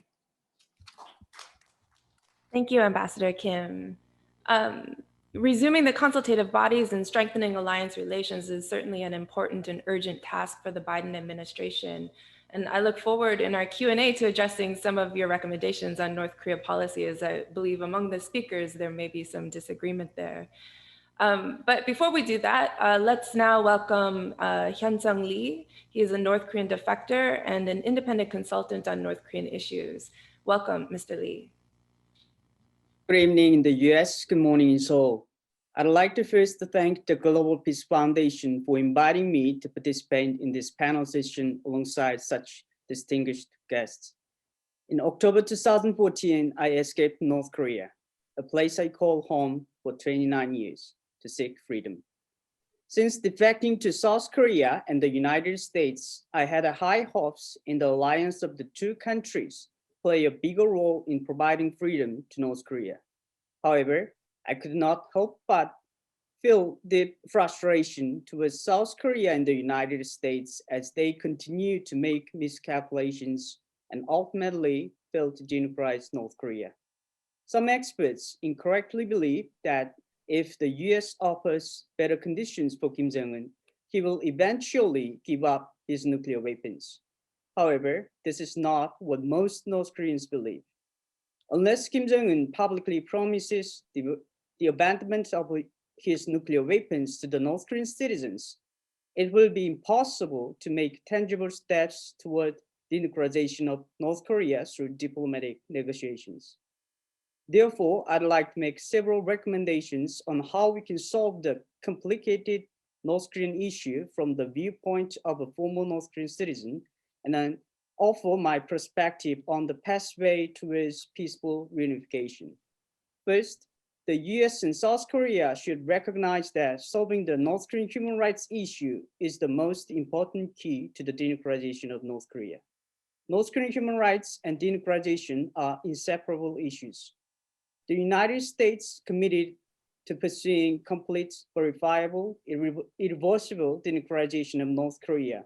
However, the US cannot achieve its goal until North Korea becomes an open society. For North Korea to be open, the human rights issue must be solved. However, Kim Jong-un has never opened North Korea for fear that he will no longer maintain power over a country that has thrived on controlling and abusing its citizens for the past 7 decades. We must never turn a blind eye to the human rights of 25 million people for the sake of country's political agenda and the pursuit of an unrealistic goal of achieving denuclearization. Ignoring the human rights violation of the Kim regime is fundamental policy error. My second point is ensuring free access to information for North Korea is a key policy tool in achieving improvement of North Korean human rights, denuclearization, and peaceful reunification. Throughout history, we have seen the amazing power of citizens once they have been armed with information. For example, information sent by West Germany to East Germany played an important role in changing their future. In Middle East, Arab Springs also began when citizens started sharing and having access to free information. In the case for North Koreans, they do not know that their human rights are being violated. They are not even aware that the nuclear weapon program is one of the root causes of their misery. They also do not know who the real culprit is that prevents peaceful unification, all because no one has ever taught them in this important truth. When the North Korean people become armed with the truth about their system and the outside world, we will see a remarkable change in North Korea's human rights, denuclearization, and progress towards peaceful unification. Finally, we can refer to the Hong-Ingan principle, a founding principle of ancient Korea, which is freedom, human rights, and the pursuit of happiness, given to every human being as a principle for peaceful unification, which affirms the role of free Korea living for a great benefit of humanity at peace with our neighbors. When I studied in China as an exchange student from North Korea, I interact with South Korean students a lot. I played soccer with them, ate meals together, watched Korean dramas together. I became best friends with some of them. At the time, I realized that the people of both Koreans have same language, culture, history. So if both sides are able to freely meet, we can be unified quickly. In sum, a peaceful unification can be achieved once North and South Koreans can be fully interact with one another. It should be highly regarded that pressing the Kim regime to solve the human rights issue, ensure free access to information for its citizens, and allow free exchanges between North Koreans and others are fundamental and paramount in achieving denuclearization and ultimately a peaceful unification of the Korean Peninsula. Thank you. Thank you for your perspective, Mr. Lee. I think we have a full range of views now on policy and priorities in dealing with the future of the Korean Peninsula. We also have some 20 or so questions that have been posed, and about 10, and the organizers have told me we can go over a couple of minutes, so we'll try and get to as many as we can. The first question I wanted to pose, and I will direct these to people, but other speakers, if you want to jump in, feel free to signal to me as well that you want to respond. But the first question is submitted by John Everard in London, who served as ambassador to the United Kingdom to the DPRK and coordinator of the United Nations panel of experts on sanctions against North Korea.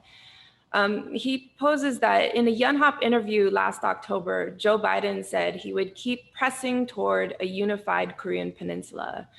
The question is, press how? North Korea has suffered severe sanctions for many years, the greatest pressure that the international community can apply, without any evident results.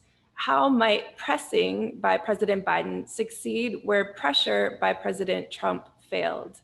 And perhaps we could start with Victor, and then maybe Dr. Gallucci after. Thanks, Jenny. So I am not familiar with the particular quote that Ambassador Everhard is referring to, and whether, I guess then, he wasn't president yet, I guess at the time, whether pressing means pressing only in terms of sanctions or military pressure, or pressing means also you can press diplomatically as well on North Korea.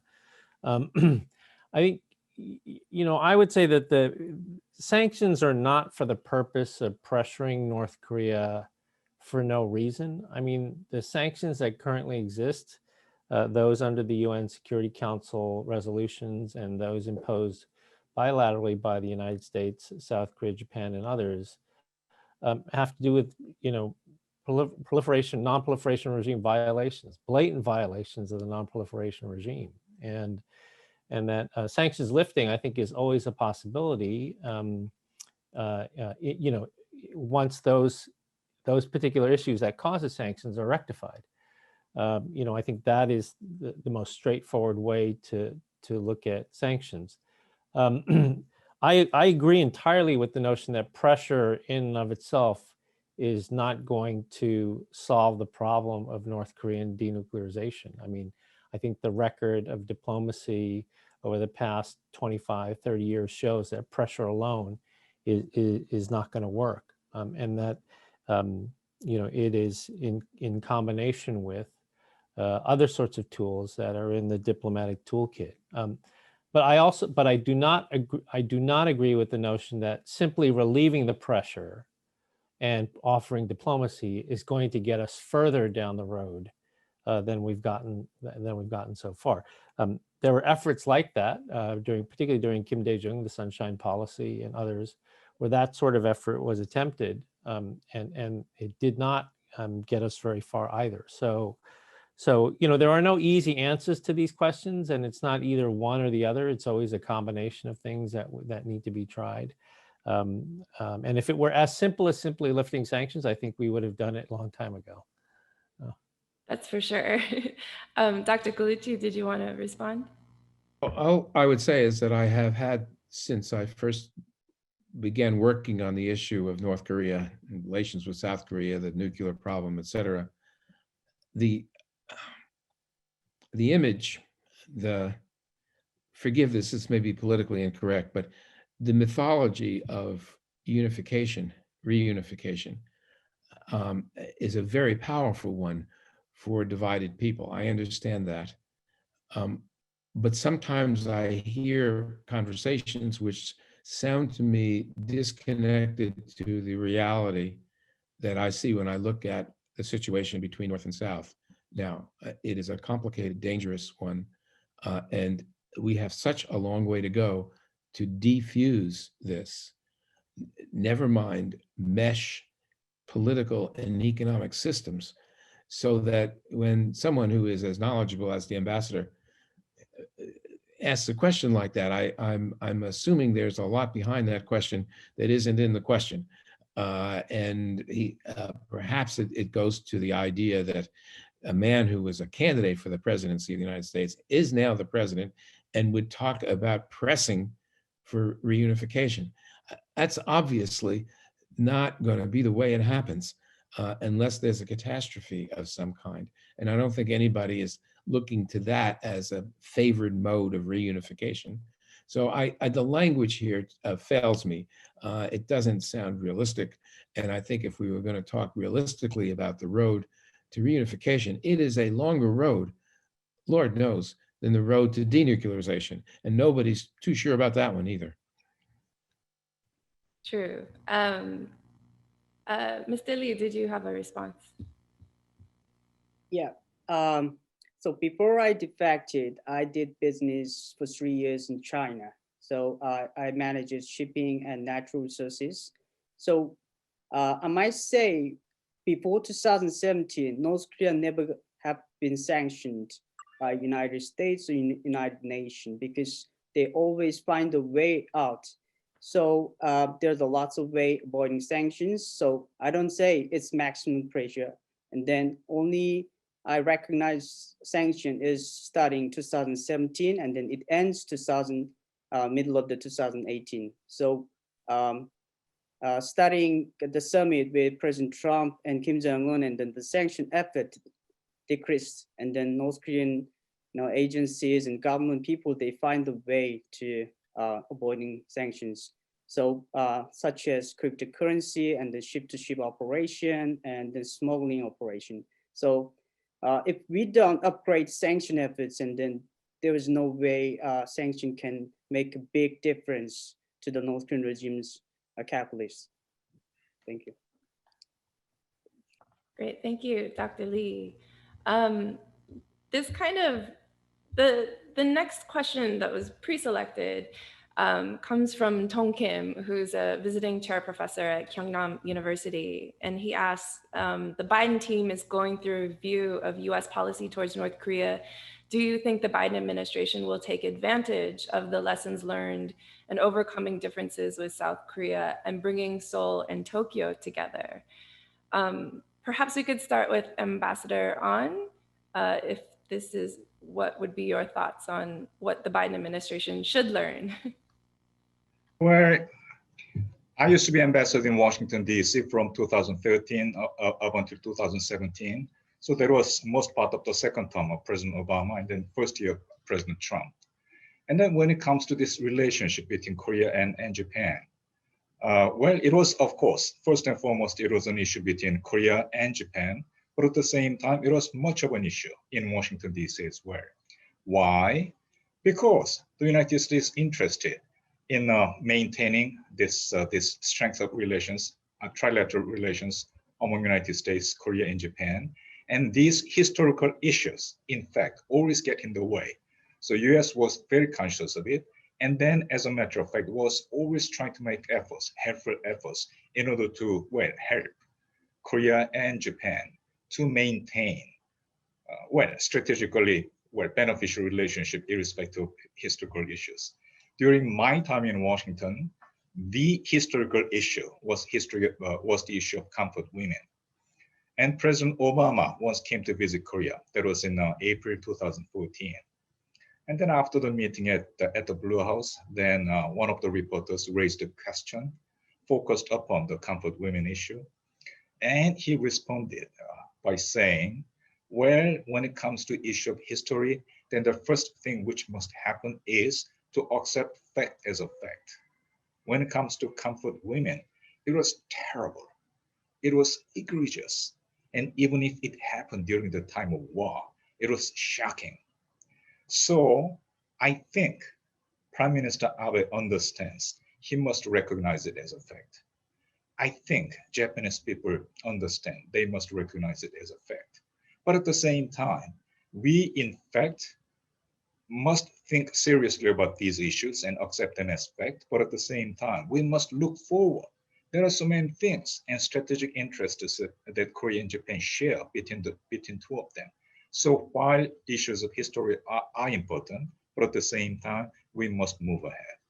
I was listening to him and I said to myself, well, first of all, how knowledgeable he was, but at the same time, how balanced he was. And then those were two critical points he in fact referred to, which is, well, we must be firm on the issue of history, but at the same time, it must not blind us from the importance of strategic interests and relationship between Korea and Japan.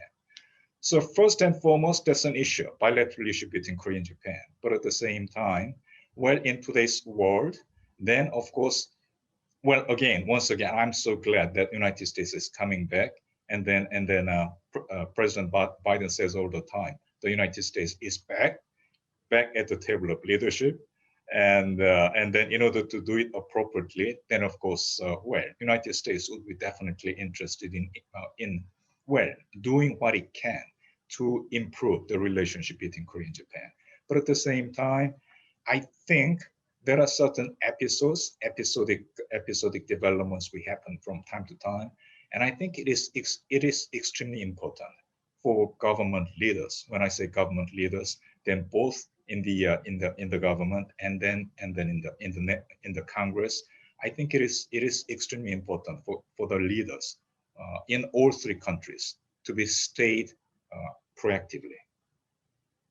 Great, thank you, Ambassador An. Ambassador Kim, did you have any response? Yes, I think I have already gave some advices or recommendations for the policy review of the Biden administration. I said that restore the international sanctions on North Korea and consult closely with both Korea and Japan and come up with a common strategy for the denuclearization of North Korea and strengthen the deterrence and defense. I'm not saying the sanctions alone can solve this problem. Of course, we need diplomatic negotiation, but for the negotiation, you need leverage. Without sanctions and pressure on North Korea, what is the leverage for the future diplomatic negotiation? That's why I stressed that even though we resume our diplomatic negotiations, we have to be very careful to continue to have this leverage, which is the sanctions and pressures on North Korea. Thank you, Dr. Kim. I think that brings up an interesting point about leverage and what kinds of leverage the US has in negotiations with North Korea outside of sanctions and pressure. And I wonder, Dr. Gallucci, if you might have some thoughts on that.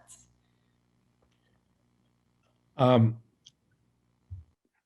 think fundamentally, the leverage is the willingness of the United States to truly normalize relations with the North for all that means. It means the technical political things of a peace treaty and ending the Korean War, et cetera, and opening liaison offices and all that. But I'm not entirely out of sympathy with the idea that the United States has to deal with the sanctions issue carefully. But I'm not certain in my own mind that over the long term, we want to be preserving sanctions. I mean, the sanctions are to serve a purpose. They are not an end, as everyone has said, in and of themselves. And I understand Ambassador to be saying that they provide us leverage. At other points, they are an absolute obstacle to progress. And I think that the sanctions need to be managed. There is, of course, a willingness, or ought to be a willingness, I suppose, I'm hoping there is a willingness for the United States to become not so much of an obstacle when we think about improvement of relations between North and South. And that may mean economic relations, and that may get in the way of a very hard sanctions policy. I think that's an area in which we, the United States, ought to be open to making adjustments. If the fundamental question is going to be, as you framed it, Jenny, then what is our leverage? Our leverage is our willingness to have a normal relations with the DPRK and have normal economic and political relations. And by the way, that does mean on the North Korean side, a fundamental change in policy on human rights. I mean, for me, the human rights issue is not only a humanitarian issue, the way our Mr. Lee has framed it, but it's also a matter of what's required for normal relations. The United States is not going to have normal relations with a country that treats its own people the way the DPRK treats its own people. And if the United States is going to be credible and saying that we're going to move to a normal relationship, which is the only thing the North Koreans, I think, would ever give up their nuclear weapons to achieve a normal relation with the United States and with the international community, then and they're having implications there, obviously, for human rights. So these things are all, to me, interconnected. And when you ask for leverage, the leverage fundamentally comes from the fact that North Korea is and knows it is a pariah state in the international community. And the United States is willing to be a midwife in the transition of the DPRK to a normal state. That's a huge bit of leverage. And I think that's the kind of leverage I'm really more interested in. Great, thanks, Bob. I wonder, Victor, you've also been involved in negotiations, and I wonder if you have some thoughts on this. Sure. So I would like to associate myself with Bob's comments.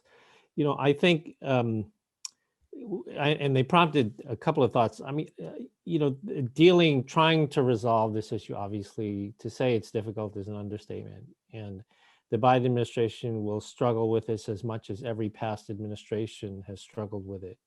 But I think that, and will probably be unsuccessful, like everybody else has been unsuccessful. But I think there's sort of three things that are important for the administration to consider in any North Korea policy. And some of these things have already been mentioned. The first is the credibility of extended deterrence. And as Ambassador Kim said, things like restarting the extended deterrence consultation and working group dialogue, these things are important. I mean, we've been through a period when a US president has said, short-range ballistic missiles don't matter. We only care about the long-range ones.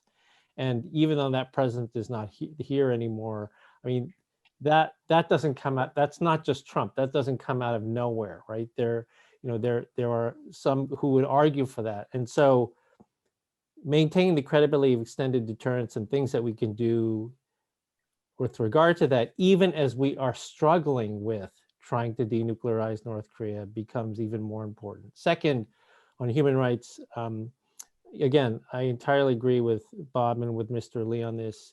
If the United States were to talk about human rights with North Korea, that would actually not signal a desire to sabotage our negotiation. It would signal, it would signal the seriousness of our negotiation with North Korea, because we cannot do an inspections regime. We cannot invest in North Korea. We cannot do any of these things as long as this system is as closed as it is now. I mean, the president could tell Coca-Cola tomorrow to go in and open a bottling plant in North Korea, and they cannot do it because it's in violation of sanctions because of human rights violations along the supply chain. And then third is that however we think about our North Korea policy, one element of it that is important is how to reduce China's leverage over the Korean Peninsula. I think the Chinese feel like they're in a very good position on the Korean Peninsula right now. 3 summit meetings for the North Korean leader with the US president got him nothing, which makes him even more dependent on China. And the Chinese feel that the United States is distracted, by our own domestic problems. And so I think the Chinese feel like they're in a very strong position on the peninsula now. And that's something we have to think about in terms of our own policy, because in the end, the desire is unification. And we don't want unification of the peninsula to be a case where it's dominated by China. Well, that's a perfect segue, Ambassador On, and I'm going to throw it to you first so you can maybe address this and make your remark there. I wanted to shift gears just a little bit because we're running out of time, and this is a forum about unification. And I do think one of the lingering questions is, when we talk about a free and unified Korea, are we talking about a one state, 2 government model as was agreed in 2000, or are we talking about one national system? And so, Ambassador On, I'll throw that to you first, and you can incorporate your other remarks in that as well. Well, thank you, Jenny. We have been talking about this issue between sanction and this issue about leverage. Then I'm just listening to you, and then what I think is that, obviously, sanctions and leverage, they are 2 different sides of the same coin. So we've been talking about for a long time about something called DIME, diplomacy, information, military, and economic. And then we have been talking about those issues, DIME, sanctions, mostly in terms of sanctions. But at the same time, if we make improvement on those 4 different areas, then of course it could work as a very powerful leverage as well. So sanctions and leverage, we have to admit, extended deterrence would be exactly the same point, in the sense that, augmented extended deterrence, definitely it will work as a sanction, but at the same time, that will be one additional tool, which in fact could be used in the process of negotiation. With respect to what kind of form of unification, first and foremost, I agree with Ambassador Gallucci when he says, it cannot but be a long drawn-out process. There are so many things which must happen before we can seriously and substantially talk about unification. So for the time being, I think what we should be doing would be how to deal with these problems and challenges arising from South and North Korea being a divided nation. If we can manage all those problems arising from divided nation, then of course they in themselves will be laying the ground for the eventual unification. So Jenny, I totally agree with you. The form of unification, of course, at a certain point, it will arise as a very important issue. But for the time being, I think there are more imminent issues: how to deal with the North Korean nuclear issue, how to deal with North Korean missiles, how to deal with those problems arising from the nation being divided. And I always think we always talk about the German lesson to be learned from German unification. And then one of the lessons we should be learning from Germany would be this, which is that, this has something to do with the basic law of Germany. And then in the basic law of Germany, there were 2 different clauses. One, it was about absorption. Another was about the merger. And as a matter of fact, Helmut Kohl, he was in fact very much focused upon how to in fact achieve unification through the absorption, the reason being the merger, the reason being that way, I mean, rather than one nation, 2 different governments, only through complete merger, it in fact would be possible for Germany to remain as a member of NATO. So we talk about all different say aspects of lessons to be learned from Germany, but I think it is one very important lesson to be learned. Great, thank you, Ambassador. This is a great discussion. I know there's a lot more that we could cover. There's still several more questions that unfortunately we do not have time to cover at this time. So I think the organizers are going to collect some of those questions and get back to the people who posed them. But I would like to thank all of our distinguished presenters and audience tonight I will now turn the floor back over to Richard Lee, who's president of the Alliance for Korea United USA, who will introduce our final two speakers for special remarks and program conclusion. Richard. Thank you, Jenny. For special remarks, I am pleased to now introduce Dr. Edwin Huner, the founder and chairman emeritus of the Heritage Foundation in Washington. He is also chairman of the Victims of Communism Memorial Foundation, authorized by the U.S. Congress. Welcome, Dr. Huner.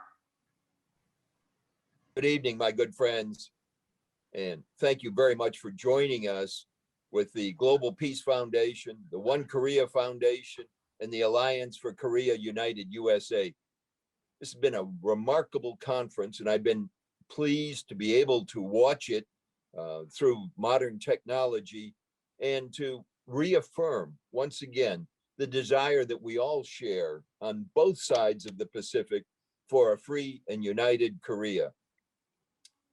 My good friend, Dr. Preston Moon, in his book, in 2019 book, Korean Dream, celebrating the centennial of the Samul Revolution of 1919, talks about the necessity for all of us to live for the greater benefit of all of humanity.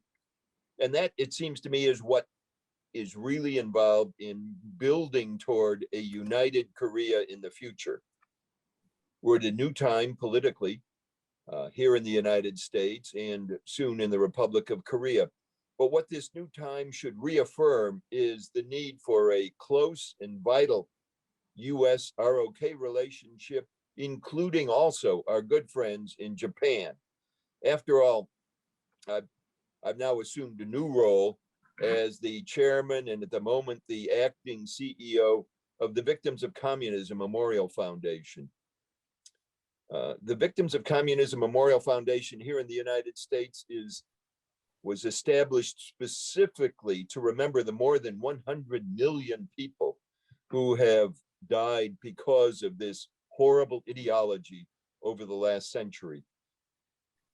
To visit Seoul, to take the short ride up to Panmunjom and see the difference between freedom on one side and a totalitarian communist system on the other side is to remind all of us why building toward a united, free Korea is so important. And as I think about the importance of that and reflect on what we've been discussing, my good friend Ambassador An, all of the participants in this conference, one of the things that is so essential to a new and united Korea is a vibrant civil society. It's that form of civil society with all the intermediate institutions and with a firm belief in a divine presence for all of us that reminds me what will really help unify a new and united Korea. The success of a civil society in Korea has truly been remarkable in the 60+ years that I've been visiting the Republic. And I salute everyone who's been involved in those developments in Korea. And I look very much forward to being with all my friends at the summit, really, in August, when we will all be able to get together physically, we hope, and not simply virtually. Our destiny is to work together on both sides to move toward a unified, united, and free Korea. And that destiny is being advanced, I believe, on both sides of the Pacific as we hold these conversations and as we work together to look for common ways forward. So I thank all of you again for participating in this conference, and I look forward to being with you in August. And I will close, as I usually do, by saying onward. Thank you. Kamsahamnida. Thank you, Dr. Huner.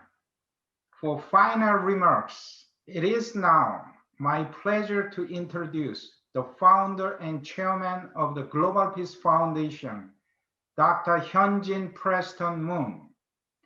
Dr. Moon is the author of the national bestseller Korean Dream, A Vision for a Unified Korea, Welcome, Dr. Moon. Thank you, Richard. And to my good friend, Dr. Edwin Fulner, thank you for your insightful message and longtime advocacy and scholarship in promoting the US-ROK Alliance. I would like to also thank all the distinguished speakers from the US and the ROK for your leadership towards a free and united Korea. Ladies and gentlemen, 2 years ago, we celebrated the centenary of the March 1st Korean independence movement that, under Japanese colonial rule, called for Korea to be united, independent, and free. That call was repeated by the United Nations in the aftermath of World War II. Yet today, Korea still remains divided. Unfortunately, this is not what the Korean people dreamed of. Shaped by Cold War dynamics, two states were created shortly after liberation, each wanting a unified Korea, but with conflicting visions of what it should look like. The Korean War only solidified that division, leaving the two regimes in a continual struggle for control over the peninsula to this day. This unfinished business has brought untold suffering to the Korean people, as well as insecurity to the region and the world. Attempts to restrain North Korean aggression from the agreed framework through the six-party talks to Obama's strategic patience only resulted in a nuclear-armed North. President Trump's attempt to resolve matters through dialogue in his summit meetings was no more successful. It suffered from a purely bilateral approach and an exclusive focus on just the nuclear issue. The time is ripe for fresh strategic thinking. A unified Korea aligned with fundamental freedoms and human rights should become the clearly stated and actively pursued policy of the US, South Korea, their allies, and the United Nations. This would provide a clear end goal for Korea policy and a framework for all negotiations with the North. Focus on this end goal naturally requires a comprehensive approach that no longer compartmentalizes the nuclear issue from other issues, such as human rights, governance concerns, and economic development. Such an approach is certainly in the interest of the Korean people, as well as the US and the global community of nations. It is not in the interest of Koreans in the South to live in the shadow of a nuclear-armed neighbor, still ready to pursue unification by force if the opportunity arose. It is definitely not in the interest of Koreans in the North to live in a state that denies them the most basic of human rights.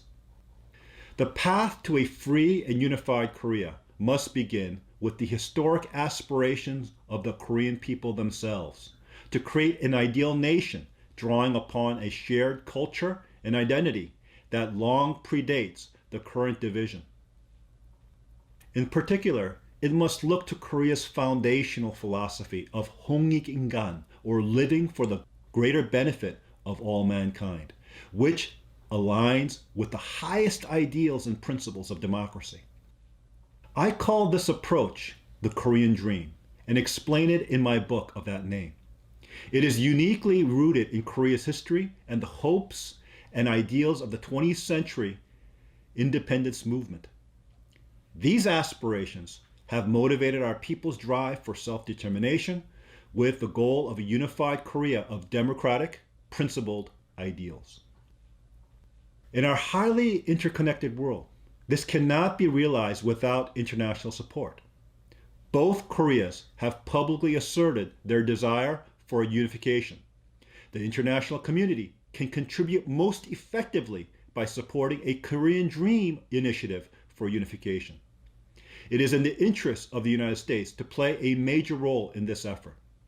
Not only would a free and unified Korea end the nuclear threat to the US, but it would create a nation that is a bastion of liberty and democracy in a region where statist approaches are on the rise. Thus, the US should widen its current policy of denuclearization to that of supporting the Korean Dream. The Marshall Plan of post-war Europe can become a good long-term strategic framework since it reshaped the geopolitical landscape of that region by making former enemies into firm allies. Rather than take the lead in directly dealing with the North, the U.S. should provide strong policy support, acting as a guarantor for progress towards a free and unified Korea. In addition, it could offer economic assistance and global leadership so that the South does not carry the sole financial burden to rebuild the North. Finally, government policies alone will not achieve unification. Great social transformation requires the active engagement of a broad public, united in pursuit of a common cause. Just as with the effort to end apartheid in South Africa, the movement for a unified Korea needs broad Korean and international public support expressed through active civic organizations and NGOs. This charge has been taken up by Action for Korea United, the largest citizen-led movement for unification in the history of South Korea, which is now spreading into the major diaspora communities around the world.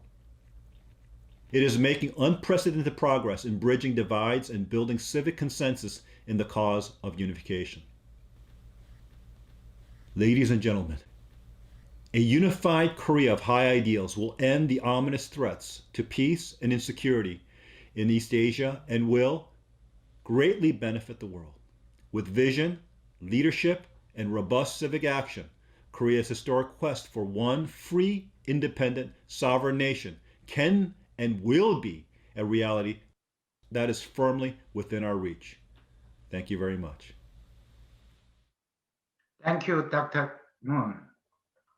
To close out today's program, I would now like to return to Seoul, Korea, and warmly welcome Mr. In Taek-seo, the co-chairman of Action for Korea United and the president of the Global Peace Foundation Korea. Welcome, Mr. Seo. Thank you.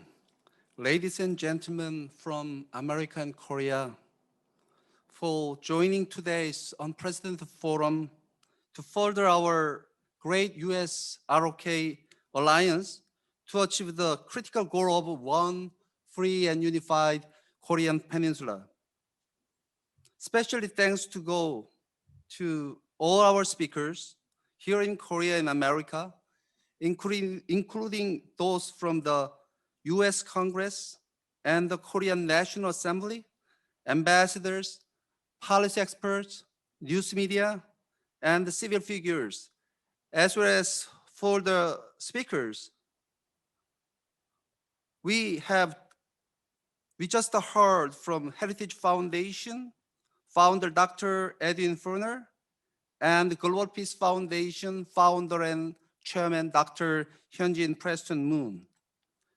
Throughout the last 12 years, we have worked long and hard to strengthen this civil movement across the Korean Peninsula through Action for Korea United, inspired by the vision of the Korean Dream and the Samil 1919 independence movement.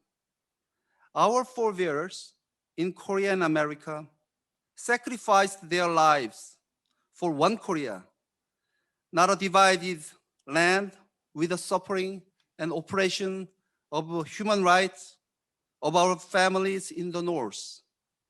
Today, we are firmly convinced that a free and unified Korea will spark a new Pan-Pacific Asian economic renaissance of mutual peace and prosperity, not only for Korea, but for the entire region and the world.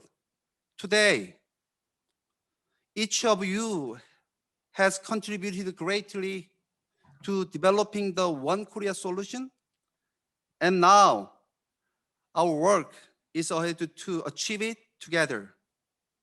I am very pleased to announce the Global Peace Convention in Seoul, Korea will be held from August 12th to 15th, 2021, that will culminate on Korea's Liberation Day with a major August 15th rally and One Korea concert, along with the International Forum on One Korea. Please join us in person if it is possible to travel, and certainly by the virtual means as well. We will post the further details on the GPF website, globalpeace.org, and through Action for Korea United. To all who is assembled, we invite you ongoing friendship and partnership in the One Korea Global campaign. Thank you very much. 감사합니다.